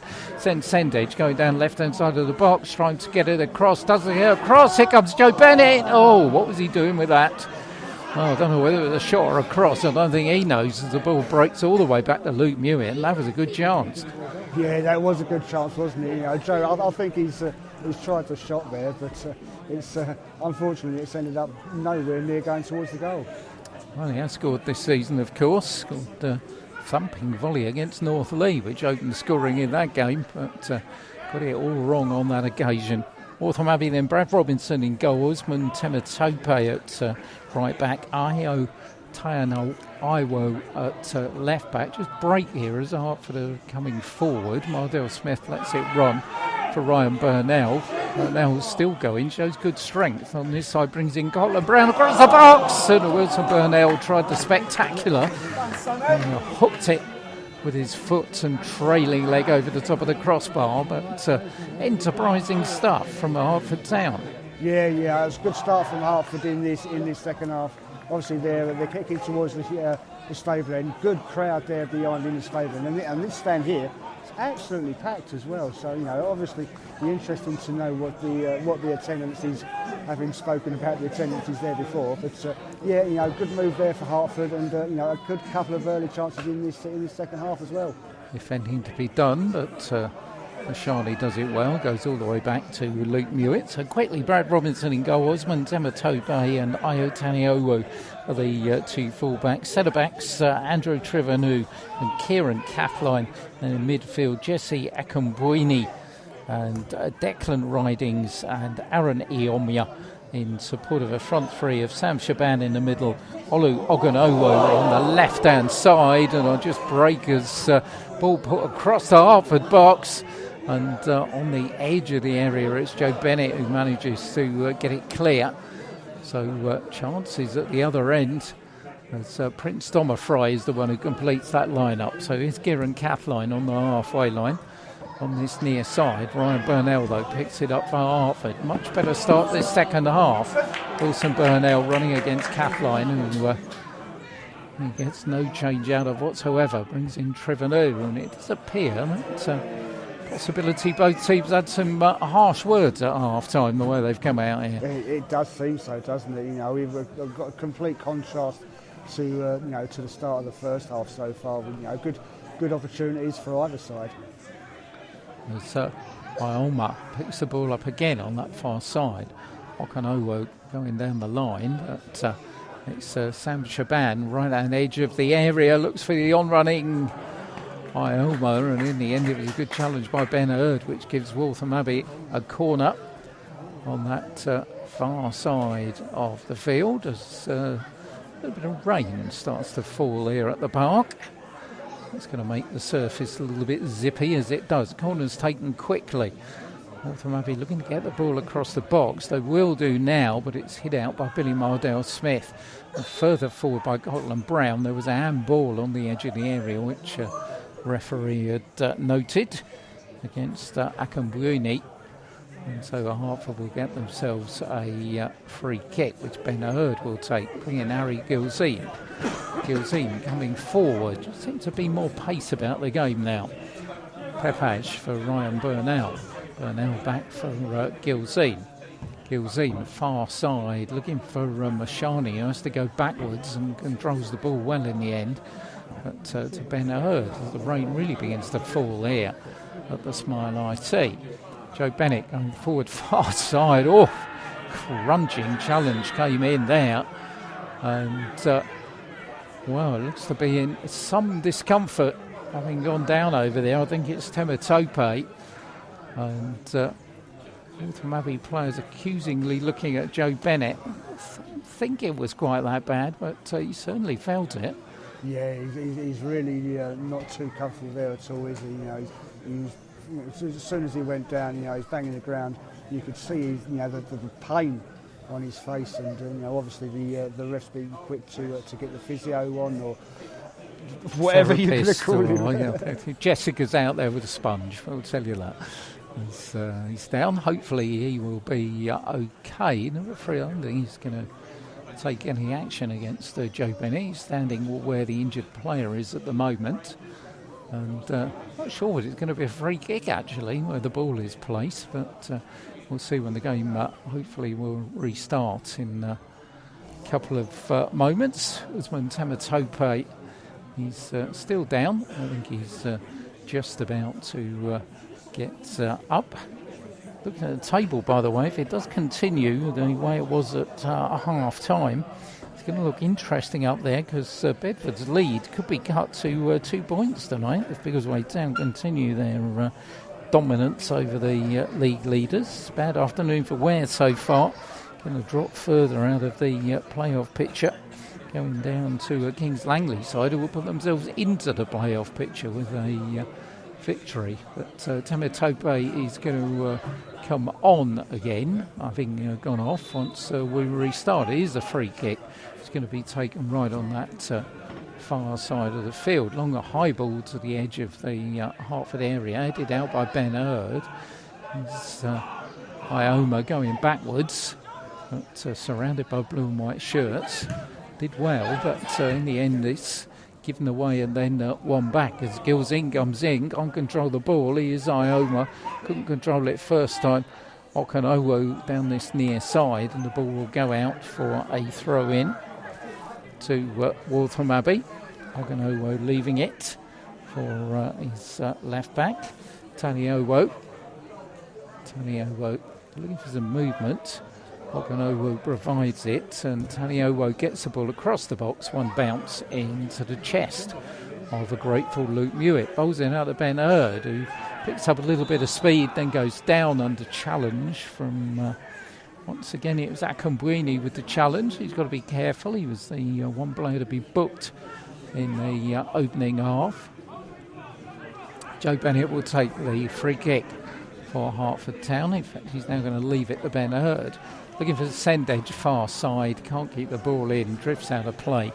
Throw in to Waltham Abbey. 8 minutes gone in the second half here at the Smile IT Stadium. The rain still falling down, but not gone as heavy as it was. 90 minutes live in association with Easy Shelf Direct. Here's Oganowo with trying a run against Ryan Burnell, but he's had absolutely no change out of the Hertford right back. He had a very good game in the local derby on Boxing Day, and he's continued with it. He really continues to impress, doesn't he, Ryan Burnell? Yeah, he's fantastic, isn't he? I don't think in all the games we've seen him play that he's had a bad game, Pete. Well, he's having another good one this afternoon. Later on, of course, Simon will be given the honour it is an honour, but we'll be choosing the 90 minutes live man of the match as Purnell chips it inside for Sonny Coughlin-Brown. Opportunities here. Sendedge calling for it left hand side. Sonny continues with the ball. Sendedge has got it now. Going to get it across the box. Ryan Burnell on the edge of the 6-yard box, couldn't collect it. But Hertford still with it. Wilson Burnell puts it across, but the ball goes behind, but it does go behind for a corner. He got in the right place. He's looking down at the ground thinking, oh, why didn't I connect with that? Yeah, I mean, that was a great opportunity for him, wasn't it? He just couldn't slide in time, could he, and get that connection. But another positive move for Hertford, and this is really livening up the second half, and getting that stable end behind them, which I think is what they need to suck the ball into the goal. Well, team starting in 11th and 5th this morning. There's absolutely nothing in it at the moment. Corner to come in on this near side of the field is a high one to the back stick. Up goes Gilzine, does win it, but in the end can't get anything on it. Goes behind for a goal kick, which Bradley Robinson will take. Referee meanwhile signalling that the ball was rolling when Brad kicked it forward, so he wants that one retaken again. Some flurry of substitutes warming up on that far side in the rain. As the ball's threaded forward, but rather more in hope than expectation, as Mashani takes it down very easily. It's almost giving him something to do. Mashani does well, picks up a bit of pace, but in the end he manages to give the ball away to Timotokpe, and he deflects it off Billy Mardell-Smith for a throw-in for Waltham Abbey midway inside the Hertford half. It's Declan Ridings picking up a bit of pace coming forward, the number 8. Ridings still going, plays it or tries to play it on this near side. He does. Prince Tomafry's got it, fires in the shot just over the target. Wasn't going to trouble Luke Mewett unduly, but just a little bit of a sign, as we know what he's capable of. Prince Tomafry so far this season, he's got 7 goals to his name.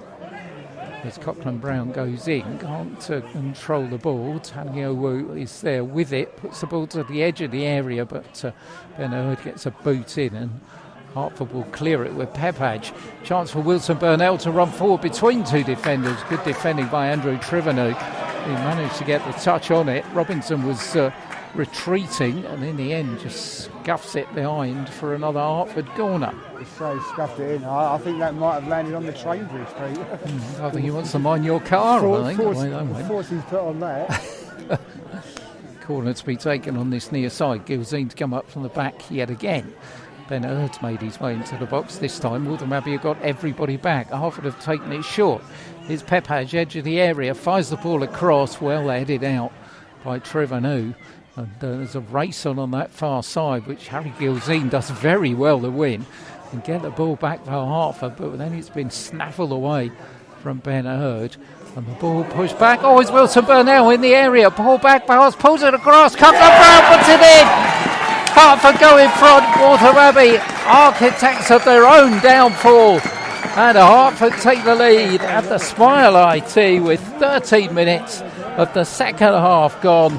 Sonny Cochran-Brown does the job. It's Hertford 1, Waltham Abbey 0. Well, I mean, that was a calamitous mistake from Waltham Abbey, wasn't it? That's completely their own fault. And, the ball's fallen for Wilson. He's put the ball across. Nice, easy finish for Sonny. And, this place, that's what they needed. We said earlier in the first half, we need a goal, we need some action, to get this crowd going. And that's what this second half's done so far, and I'm sure people listening at home, they can hear the little buzz in the stand here and hear the stable end getting behind them. Stable end like that. Sonny's 3rd goal of the season. Well, I didn't think that the deadlock might be broken here. It had been that sort of game, but it was going to revolve around a bit of magic or a calamitous mistake. It was the latter we got, but still Hertford had work to do. Wilson Burnell kept his head and just rolled it across for Sonny Cochran-Brown to put the ball in. It all rather started when Brand Robinson miscued that ball out for a corner. Hertford have their tails up here as Joe Bennett puts it forward down the line for Mashani. Mashani midway inside the Waltham Abbey half. Mashani having to turn backwards in the end, but then arrives with the ball. Mashani down the line, and in the end he was pulled down. It's going to be a free kick to Hertford on that far side. Good news for Hertford Town supporters is Hertford have gone ahead 5 times this season in games, and they've won all 5. So Waltham Abbey, when they've conceded the first, they've still come back to win 3, drawn 2 and lost 4. Zergis Pepage will take the free kick from the far side. bit of insurance appear nice here. Harry Gilzean's up from the back. Sendage there as well, two of the taller Hertford players. Here comes the free kick. It's a decent looking one. Gilzean's there, gets his head to it, and Brad Robinson manages to collect it under his crossbar. Robinson clears forward. Wilson Burnell's going to be in trouble here, as he didn't retreat when the goalkeeper was kicking the ball, and he gets himself a yellow card, which silly to do, really. I mean, strikers know that's going to happen, don't they? If they do that, they're going to get a yellow card. Yeah, it's one of them sort of like avoidable yellow cards, isn't it? It's, there's no need for it, and you're just asking for trouble if you're doing that, and you might as well just go up to the referee and say, "Can you book me, please?" It's a silly decision to make. One booked from either side at the moment. Waltham Abbey have a throw-in on the halfway line far side. Better second half indeed than it was. Well, it couldn't have been worse than the opening 45, it's got to be said. Rain's coming down again. It's Waltham Abbey. Well, it's raining on them at the moment. Only won one of their last four before this. And this could put a severe dent on their playoff hopes. Plenty of time still left, though. As Hertford needed themselves to kick-start the engine again, having gone 4 without a win. Get themselves back in contention. The ball on the halfway line with Kieran Cathline. Plays the ball forward to Shaban, but he's beaten to it. Gilzean forward, looking for Wilson Burnell. Pepage tries to bring in Sendage and does on that far side. Cochran Brown's making his way into the area of Sendage, can find him. In the end, it takes a deflection and Brad Robinson collects it and puts it out quickly on this near side, but it's read once again by Harry Gilzean. And mentioned Ryan Burnell. I don't think I've seen Harry Gilzean have a bad game either. He is so dependable. I agree. I think he's another one of those players, isn't he? That doesn't really seem to put a foot wrong, and I think he's been fantastic since he came to Hertford. Well, he certainly belies his 18 years of age. He's a much more mature player than that. Ryan Burnell's got to watch out here as Stommer Fry brings him down. I mean, there was a flag up for offside anyway. So, see what Billy Holland's going to do here. He's on the bench, of course, could bring himself on, the manager. But we were talking Jason Hallett. It would be the likely one you would think, because it's really the only attacking option he's got on the bench. Got two defenders, two midfield players. Says Laurence, an attacking midfield player. But Hallett would be the obvious one, you would feel. But, it's going to be a free kick to Hertford, meanwhile, on that far side. Absolutely belting down here. Didn't know whether rain was forecast, but it's certainly coming down at the start as darkness falls on the opening day of 2024. But it could be a good one for Hertford Town, as Catline's header is snatched upon by Mardell Smith, who got a big shove in the back, but referee said play on, and the Hertford are coming forward with Sendage. Drifts inside. Cochran Brown on this near side's got a lot of space. Has had to go backwards, but Ryan Burnell provides the overlap outside him. That's where the ball goes. Ryan gets the ball across the box. Low. Wilson Burnell directs it towards goal, but Brad Robinson was there. Not quite sure whether he was trying to stop that and then hit it, or whether that was actually an attempt on goal. Well, I mean, I think it was I think he's taken the attempt on goal there, but Brad's got down well and saved it. So unfortunately, it didn't enable Hertford to double their lead. Coming forward again, though, with Sonny Cochran Brown. They've got a better team in the second half. They deserve their advantage. Here's Mardell Smith. Skips his way, Ryan Ioma. And goes backwards, though, deep inside his own half for Ben Hurd. Brings in Mashani. Mashani for Harry Gilzean, and Harry all the way back to Luke Mewett. Luke's kick, none too certain, lands in the centre circle at the feet of Ridings, but he can't control it. Ben Hurd will have it for Hertford and brings in Ryan Burnell. Chance now, Burnell going forward with Cochran Brown outside him. Here is Sonny Cochran Brown, whose goal separates the two teams. Finds Burnell again. Chance to get it across the box. He does well, so Burnell misses it at the near post, and Sendage comes flying in at the far post and can't get a touch either. Oh, that's two of them running in, and because all that needed was a slight connection, wasn't it, for it to go into the net. But unfortunately, there might have been just a little too much pace on the ball there from Ryan for the players to get there in time. Well, substitution coming for Waltham Abbey. Nobody put the board up. I think it is Oganowo who's gone off.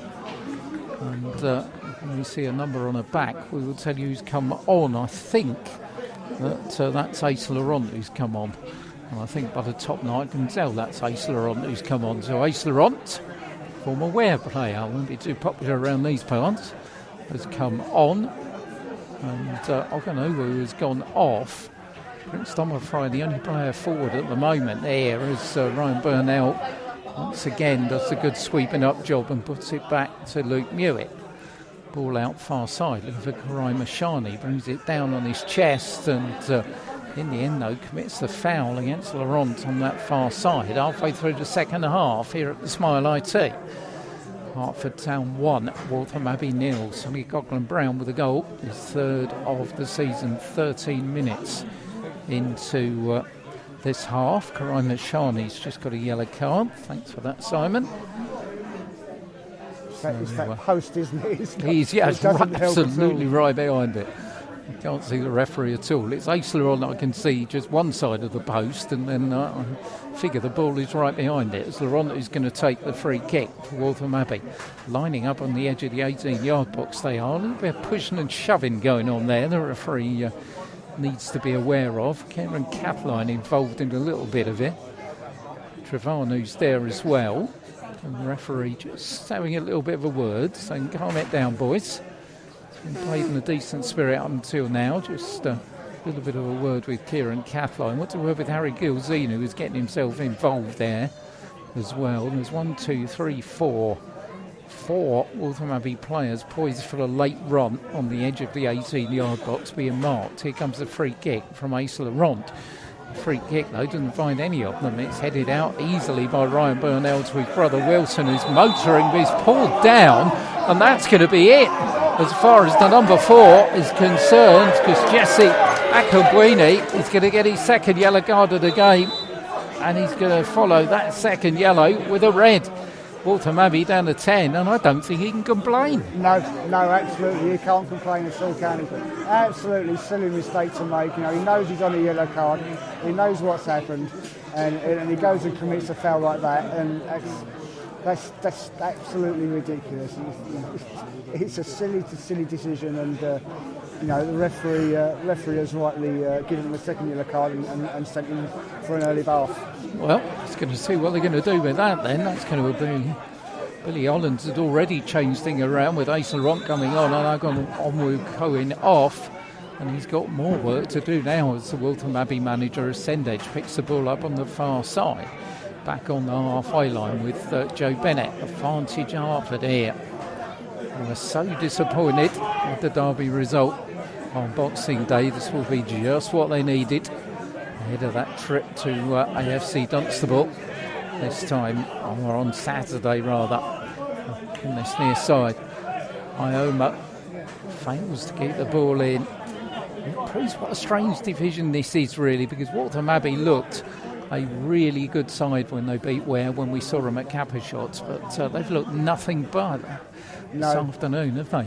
No, they haven't. They look a completely different team, and they've really struggled with this Hertford team to create anything at all. We know how, as you say, how good they were in that home game against Ware, but today they've really struggled to get creative at all.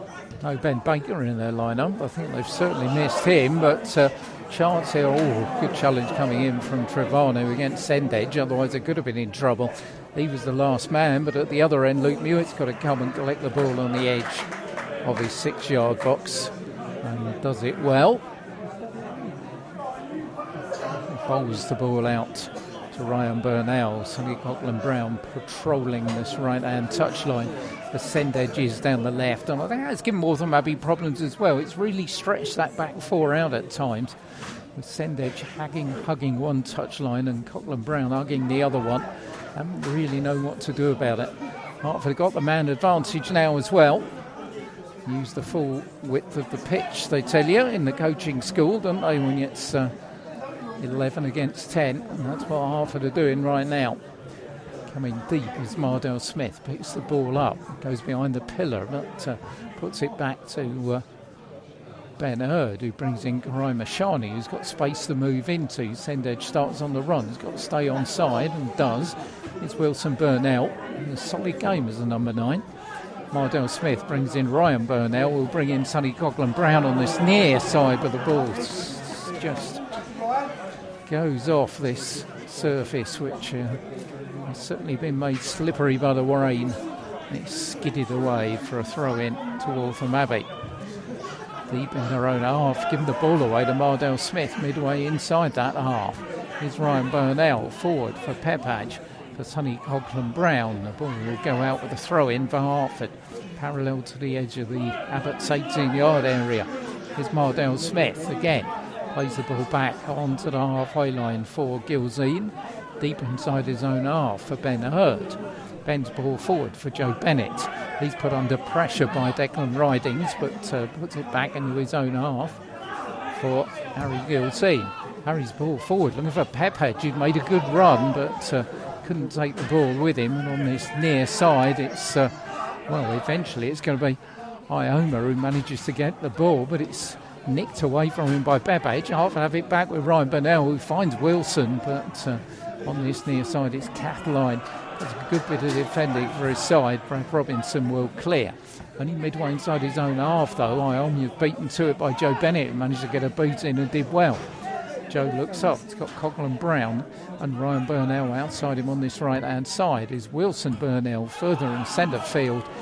Ridings does well, and in the end it all comes to nothing and goes out for a throw-in to Hertford Town. Flag up on the far side from the lino would suggest a change which is about to be made on that far side. It's going to be a Hertford change. It's going to be Cardozo who's going to come on, I think. There's a Waltham Abbey change as well. So the Waltham Abbey change will see Prince Dommerfry, I think, go off. The ball's come up. Finally, it's going to be 11 for 12 as far as Hertford are concerned. Sendedge is going to go off. Cardozo is going to come on, and Jason Hallett has made an appearance. Don't need a board to tell me who that is. They're going to go 2 up front with Hallett and Shaban, and going to have to go for broke as on comes Cardozo for Sendedge, and probably mean that Wilson Burnell will go left and Cardozo will go through the middle. It's what they tend to do. So every time Cardozo comes on, we say it, don't we? He's really unlucky not to be in this starting lineup. He is, it's one of those unfortunate things, isn't it? That the starting 11 pretty much sort of picks itself at the moment. But all he's got to do is come on and take his chances when he comes on. And the ball flashes across the half of box as Hallett goes in. Can't get anything on it, and the ball will go behind for a goal kick to Hertford. Jason Hallett's wearing number 6. Don't quite know what that's all about. Yeah, so as I was saying, all that Cardozo really needs to do, take his chances when he comes on, when he makes a substitute appearance, and impress Ben with those performances, and hopefully that might, for him, that might force a little change. Well, he's got 4 goals so far this season, and he's Hertford's most used substitute. As poor kick by Luke Mewett, could be in trouble there as Sam Shaban wants the ball in, and Waltham Abbey go level. We had a mistake at one end which led to the goal from Sonny Coughlin-Brown. The mistake by Luke Mewett has led to the equaliser as Sam Shaban scores his 12th of the season, and we're back at 1-1. Yeah, that's it, isn't it? It's 2 mistakes that's led to the 2 goals, and I'm sure Luke Mewett will be very disappointed with that one. Ben won't be happy as well. But all Hertford need to do, keep their heads and keep going with the way they've been playing, and hopefully they can get back into their lead. Well, the 10 men fight back to 1-1.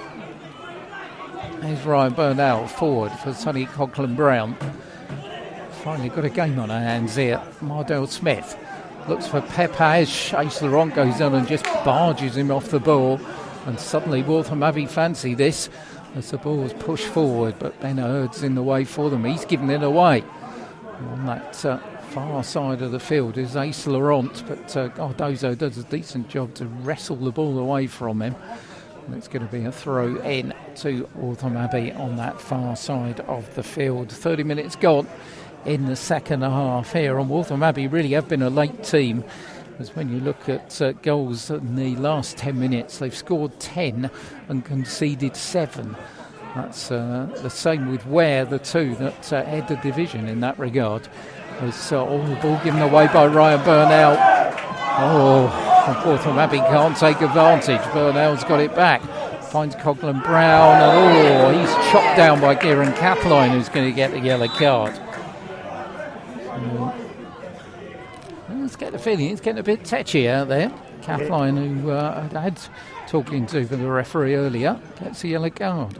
Yeah, certainly is. The game's really fired up in this second half, hasn't it? I think since that red card, obviously, Waltham Abbey, they've got their bellies fired up. They've got it back into the game, and now I think this game is anyone's.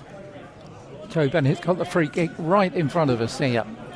Not the Smile IT. Takes it, gets it back over Mardell Smith. Forward looking for Cardozo, who's got beyond Catline, but Trevino has given Brad Robinson a bit to do. Poor kick straight out to Mardell Smith, and Kieran Catline saved his keeper's blushes there.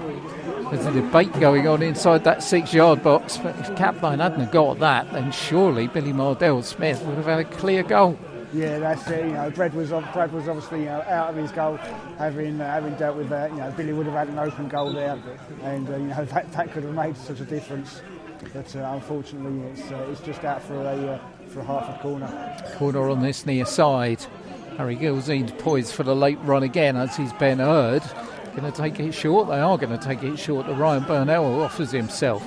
Coghlan Brown to Pepage. Pepage ball gets a deflection and takes all the heat off it, and allows Waltham Abbey to clear onto the halfway line, where Ryan Mashani will pick the ball up. Tried to play it down the line. A flying challenge coming in from Declan Ridings, which takes the ball out of play for a throw in to Hertford. They'll be disappointed having surrendered that lead, particularly having their opponents having gone down to 10 men. Could get worse now. Ioma, far side of the field for Hallett. Hallett pulls the ball across the box, but Joe Bennett's there, dependable as ever, playing the ball out to Mardell Smith. Mardell Smith looking forward, brings in Mashani. Tried one of those runs, but then went backwards. Here's Billy Mardell Smith, though, coming forward. Plays the ball on the far side this time to Mashani. Forward looking for Cardozo, who's beaten to it. Ball ricocheting around like a wet bar of soap on that far side, and in the end it finds its way back to Brad Robinson. Robinson forward onto the head of Ryan Burnell, and Wilson Burnell coming back from an offside position brings the linesman's flag here on this near side. A free kick to Waltham Abbey. 12 minutes to go, 1-1 at the Smile IT at the beginning of 2024. 90 minutes live in association with Easy Shelf Direct Limited, and Brad Robinson will be taking the kick for Waltham Abbey at 10 yards inside his own half. Left footed, looks for the edge of that area where Ridings goes up. Good header out by Joe Bennett, back in by Ace Laurent. Hertford got to react, and they did in the end, as Ben Hurd, falling backwards, heads it to his left-hand side, and it picked up by Mashani, who then just thumps the ball off Ridings and out for a throw-in to Hertford. Well, it'll be interesting to see what they do from here. Do you settle for a point, or do you go for broke in the last 10 minutes? Well, I think obviously that's a decision that Pat's going to make for them from the bench. The thing is, you've got to consider, Waltham Abbey being down to 10 men, but we all know that danger of a team of 10 men, working that little bit harder to make up for things. Well, here at Hertford coming forward. Mashani is sent crashing to the ground. I do think the challenge got the ball, and Declan Ridings has arrived with it. Plays the ball back onto the halfway line. Scotland Brown forces the left back Taniowo to go all the way back to Brad Robinson. Robinson chips it forward over the head of Ryan Burnell, who's there with Jason Hallett. Just slings out a leg, breaks to Shaban. Ioma picks the ball up, brings in Haisler on. He's made a difference since he's come on, the number 14. But Hertford have got the ball back. It's a busy feat of Burnell brought down. Ryan Burnell that was. Surely that's worthy of a yellow card, you would have thought. But referee not going to give one. It was Temir Tope on that far side. He hasn't been booked. But Hertford with the ball. Mardell Smith looking for Joe Bennett. Got space down this right hand side for Sonny Coughlin Brown to move into. Burnell's providing the overlap. Decent defended by Taniowo though, and he manages to win his side a free kick. So another possible chance goes begging for Hertford. 36 minutes gone in this second half here. We're into that time. 17 goals in matches involving Waltham Abbey this season. Plenty of late action for them. 4-4 and 5 against Hertford, by the way. As Laurent wins that header, but it's going to be picked up by Mashani midway inside his own half. Chips it forward, looking for Cardoso. Cardoso, though, is robbed of the ball by Trevano. To be fair to the big central defender, hasn't done much wrong so far this afternoon. Joe Bennett's got it on the halfway line for Karai Mashani. Mashani for Pepage. Forward again by Bennett, but it's given it away. But, on the far side, it's going to be a throw in to Waltham Abbey. No more substitutes warming up, so it looks like both managers are fairly happy with what they got left on the park. Waltham Abbey, you feel, might want to make another one because they're down to 10 men. But at the moment, they've coped well with the reduction in numbers. Far side of the field, the ball coming forward for Hallett. Hallett's chip ball, but nobody can get on the end of that. And Luke Mewett will come out and collect it and prepare to take the goal kick for Hertford. As I say that, a couple of Hertford Town substitutes start to warm up on that far side. You can see one of them is Harry Peterson. Possibility if you want to go out and get all 3 points. It's very much an attacking player. As Burnell picks the ball up, come on Hertford, say the stable end. As Mardell Smith wins the ball well. Here is Ryan Burnell. Centre field is Joe Bennett. Far side of the field, Karai Mashani. Nobody in front of him, but run now from Cardozo down that left-hand side. But Ryan Mashani will tool inside for Pepage. Pepage chips it forward. Is Wilson Burnell down by the left-hand corner flag. Has to go backwards, all the way backwards to Pepage. Pepage. Far side is Joe Bennett. Joe Bennett back to Pepage. Can't find their way around these green shirts at the moment. As Ryan Burnell has to go back into his own half for Ben Hurd. Ben's long ball forward, looking for Coughlin Brown. It was easy meat, and this could be a possibility for Waltham Abbey breaking forward. Here is Sam Shaban. Shaban plays it to his left-hand side, the Ridings. Ridings has to go back onto the halfway line, though. The ball played diagonally right to left, but straight onto the head of Karai Mashani. Pepage can't pick it up. Ace Laurent manages to get a boot in it and put it all the way back to Brad Robinson, who just skies it into the Hertford half. Mardell Smith's header bounces off of Shaban, and Kieran Kaplan will pick it up for Waltham Abbey. Mardell Smith does a good job to get the ball back from him and set Sonny Coughlin Brown going, racing down this right-hand side. Sonny going all the way, but in the end it's an outstretched leg by Taniowo, who puts it out for a throw-in to Hertford. The dying stages of the first match of 2024 on 90 Minutes Live here, standing at 1-1. Ryan Burnell looks to put it across the box, changes his mind, brings in Joe Bennett. Goes square for Mashani. Mashani for Pepage. Pepage away from Ridings onto the edge of the area for Sonny Coughlin Brown. Is Karai Mashani, lets the ball go. Wilson Burnell fires it in and into the back of the net. Wilson Burnell restores Hertford's lead. It's his 9th goal of the season. And we've got 5 minutes remaining. Well, Waltham Abbey have a habit of being involved in goals in the last 10.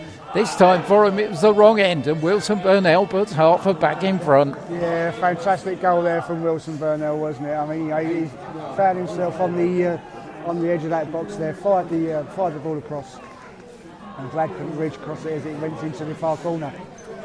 Well, they played their part, Coughlin Brown and Mashani as well, and then was Wilson Burnell just to roll it in. It went all the way along the ground, and when you saw it, you didn't think that it was going to nestle in the corner of the net, but it did. Brad Robinson looks down. That's 6 he's conceded in 2 games. And Hertford are in front once again against the 10 men of Waltham Abbey. Well, let's see what the visitors can do about it. It's Hertford who get a much better second half, have deserved their advantage. It was 2 mistakes really that gave the first 2 goals, but that one was well crafted and well finished by Wilson Burnell. Here's Pepash for Joe Bennett, near side for Sonny Coughlin Brown. 3rd goal would surely put it beyond Waltham Abbey. Here's Ryan Burnell, but Cathlein's going to get there first, puts the ball all the way back to Robinson, who then skies it towards the halfway line. Joe Bennett thumps it against Shaban, and the ball ricochets out on that far side to Karona Shani. Almost a little spray of water in places coming off the ball here as it's pelting down at the Smile IT. Hertford Town fans who make their way home won't worry about that if the scoreline remains the same. Ben Hurd looks for the man of the moment. Wilson Burnell going down the left-hand side. Ace Laurent's in the way though. Turns in the opposite direction for Waltham Abbey. Long ball forward looking for Hallett, who can just cushion it off, but cushions it off to Joe Bennett. 3 minutes plus time added on. At the end of this one, Hertford leading 2-1. Could be a very important victory for them as Kathleen brings down Pepash inside that centre circle on that far side. Almost time for man of the match time, Simon. It is, yeah. I mean, I've just been thinking about it the last couple of minutes, and it's a difficult one, I think, today, because just a couple of players. I think Ryan Burnell's had a good game. I think Harry Gilzean's had a good game. Joe Bennett. Sorry, we know what he can do. He's done fantastic. But I think I'm going to go for Billy today, Billy Mardell-Smith. I think he's done great. He really links everything together in that midfield, and he's absolutely all over the field as always. So it's going to go to Billy today. So Billy Mardell-Smith is our 90 minutes live man of the match. Congratulations to him, and right on cue he gets the ball there. Fields it to Joe Bennett. Possession football by Hertford. Oh, Bennett is just bonked out of the way by Tani Owo, who's getting himself a booking. So a referee that took a while to get the book out has now booked 1, 2, 3, 4, 5 and produced the red card. So Pepage will take his time with the free kick as we're almost in, or we will be by the time he takes it into the last minute of the half. So the Hertford 2-1 in front. They go to AFC Dunstable, meeting of 2 of the youngest teams in the league. That will be on Saturday. Waltham Abbey will look to try and get back into things against Leighton Town. Pep had a chance to send the stable end home smiling. And put the last rights on this one. Blaze out the near side to Mardell-Smith. Pepage gets it back, edge of the area with the left boot, fires it straight into the back of Ace Laurent. Jason Hallett goes down, and the challenge from Joe Bennett, and that was a good challenge by Joe Bennett. Got the ball. Hallett stayed down. Here's Ryan Burnell. Burnell back for Bennett. He's coming forward. The ball ricochets off Declan Ridings. Forward by Cardozo. Is Pepage in the area? Surely this is it. Oh, he fires it over the top when he should have done better. He seemed a little bit there, sort of shocked to be to find himself in such a clear position, didn't he? And he sort of paused a little bit. I think if he'd have taken it a little bit earlier, then he might have been all right. But paused. I think he might have thought a little bit too much about it, and unfortunately he's put it over the bar. Well, that could have been curtains for Waltham Abbey. 10 men are still in it as we go into time, added on for stoppages, with Hertford leading by 2-1. Brad Robinson with a kick onto the head of Joe Bennett. Forward, Cathline gets it off Ridings. Tanaiwu on this left-hand side finds blue shirts in front of him, still manages to find Cathline. He's giving it away to Mashani though. Karai Mashani coming forward, looks for Coghlan Brown. That's going to beat him low and go out. Just need calm heads a little bit to see this one out. Declan Ridings inside his own half. Avoids Cardoso and then plays it out on that far side of the field. Mashani's there first, just volleys it inside the Waltham Abbey half. 4 minutes to be added on that far side. Well, my watch tells me we've already paid one of those, as Ben Hurd's got to deal with the ball on the edge of the area and does. He's going to break on this near side for Ryan Burnell. Back to Harry Gilzine, chips it forward for Coghlan Brown, who helps it on the Cardoso. Could be possibilities here. Sonny Coghlan Brown, but Cathline gets there first and puts it back to Brad Robinson. Robinson's long clearance onto the head of Billy Mardell Smith. Up goes Petpage, wins the ball away from Ace Laurent. Forward by Trevor New, and will break for Shaban, who looks to send Halleck going through, but good header by Gilzine. And Hertford they give the ball away to Ace Laurent. He's Ioma, far side, puts the ball inside, the ball in the area, shot comes in, it's blocked in the end by Ben Hurd. Bounces out the midway inside the half and half, still defending to be done. Waltham Abbey on this near side of the field, in goes Harry Gilzine and gives away the corner. So Waltham Abbey will still fancy their chances of getting something out of this. We've played 2 of the 4 to be added on at the end of the match here. And I've got to say, the visitors don't seem too much hurry to take this. It's their time on this near side of the field. They will take the corner. Taniowo, the left back, is the man who's going to take it. Hertford have left Wilson Burnell forward. Brad Robinson's on the halfway line. I did wonder whether he might be called forward, but he isn't. Long, a high corner to the back stick. Nobody can really get much control over it. And in the end, it goes behind for a goal kick. Pretty much a waste for the visitors. Luke Mewett stayed down. Need a little bit of attention. There's going to be a last-minute substitution for Hertford as well on the far side. Wilson Burnell is going to go off. Harry Peterson is going to go on. That's attacker for an attacker. Wilson Burnell has worked hard. The rest of his team this afternoon goes off, and Harry Peterson will come on. Won't be any change in formation. He'll still go wide on that left-hand side. Luke Mewett's back up. Ben Hurd's going to restart. Goal kick from the goal away to our left-hand side. We're going to enter the last minute, the 4, which were added by our referee. As Ben Hurd's long kick forwards, as referee didn't quite know what that was all about. He's going to require Ben to take it again. The linesman got involved on that far side. Not quite sure what was going on there. I don't know. I mean, maybe it's just because the linesman wasn't quite in position. That's the only reason I could think of. Well, take 2. Ben's going to do it again. Throws us all a little bit of a dummy and walks backwards this time. It's going to come forward with the right boot. It's going to go in exactly the same place, which is out on that far side in front of the dugouts.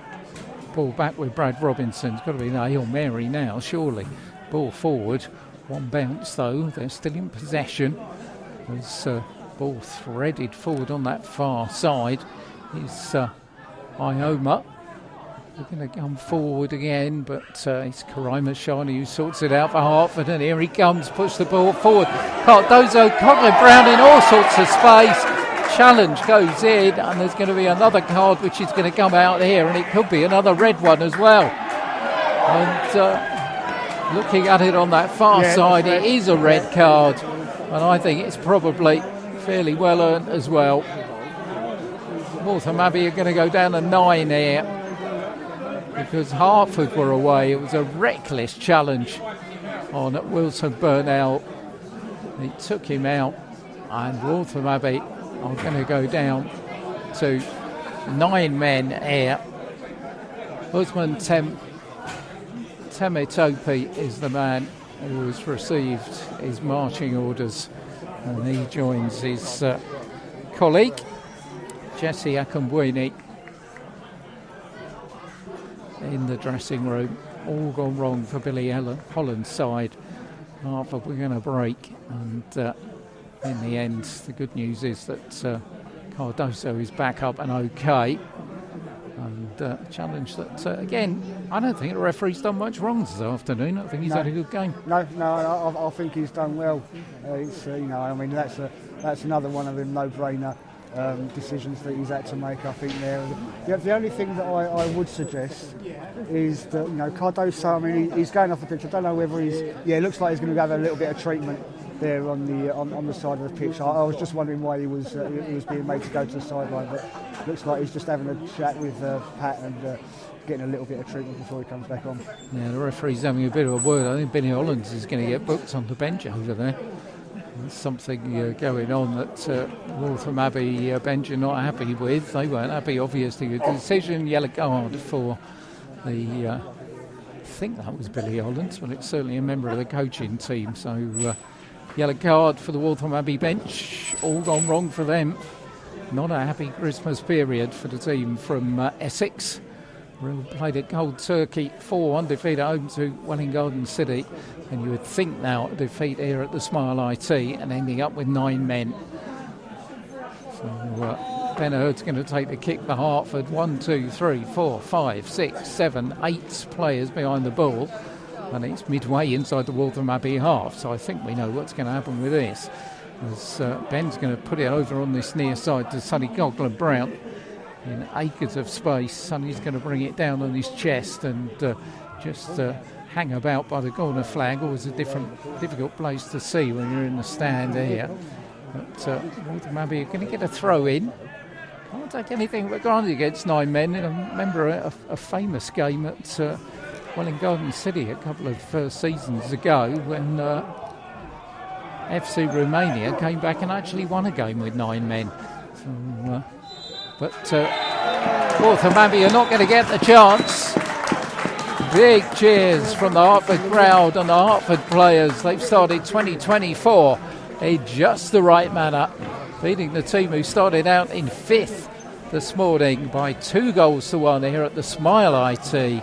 Waltham Abbey all going wrong, ending up with 9 men, and the goals coming in from Sonny Coghlan-Brown and Wilson Burnell, enough to give Hertford the victory and the 3 points that their performance in the end, I think, deserves, Simon. Yeah, absolutely. I mean, obviously, like we said, the first half was a little non-eventful, and not too many chances created there. But the second half, I think, obviously, both teams came out, early chances for both sides in that game. But Hertford did the better of the work. Created the more chances.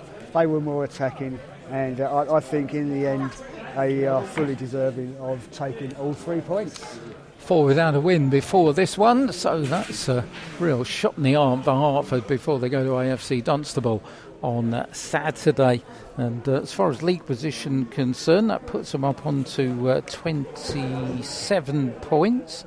So we're still in the shake-up as far as those play-off places are concerned. Leighton Town was 6 this morning. They've got 29, so Hertford still very much in there.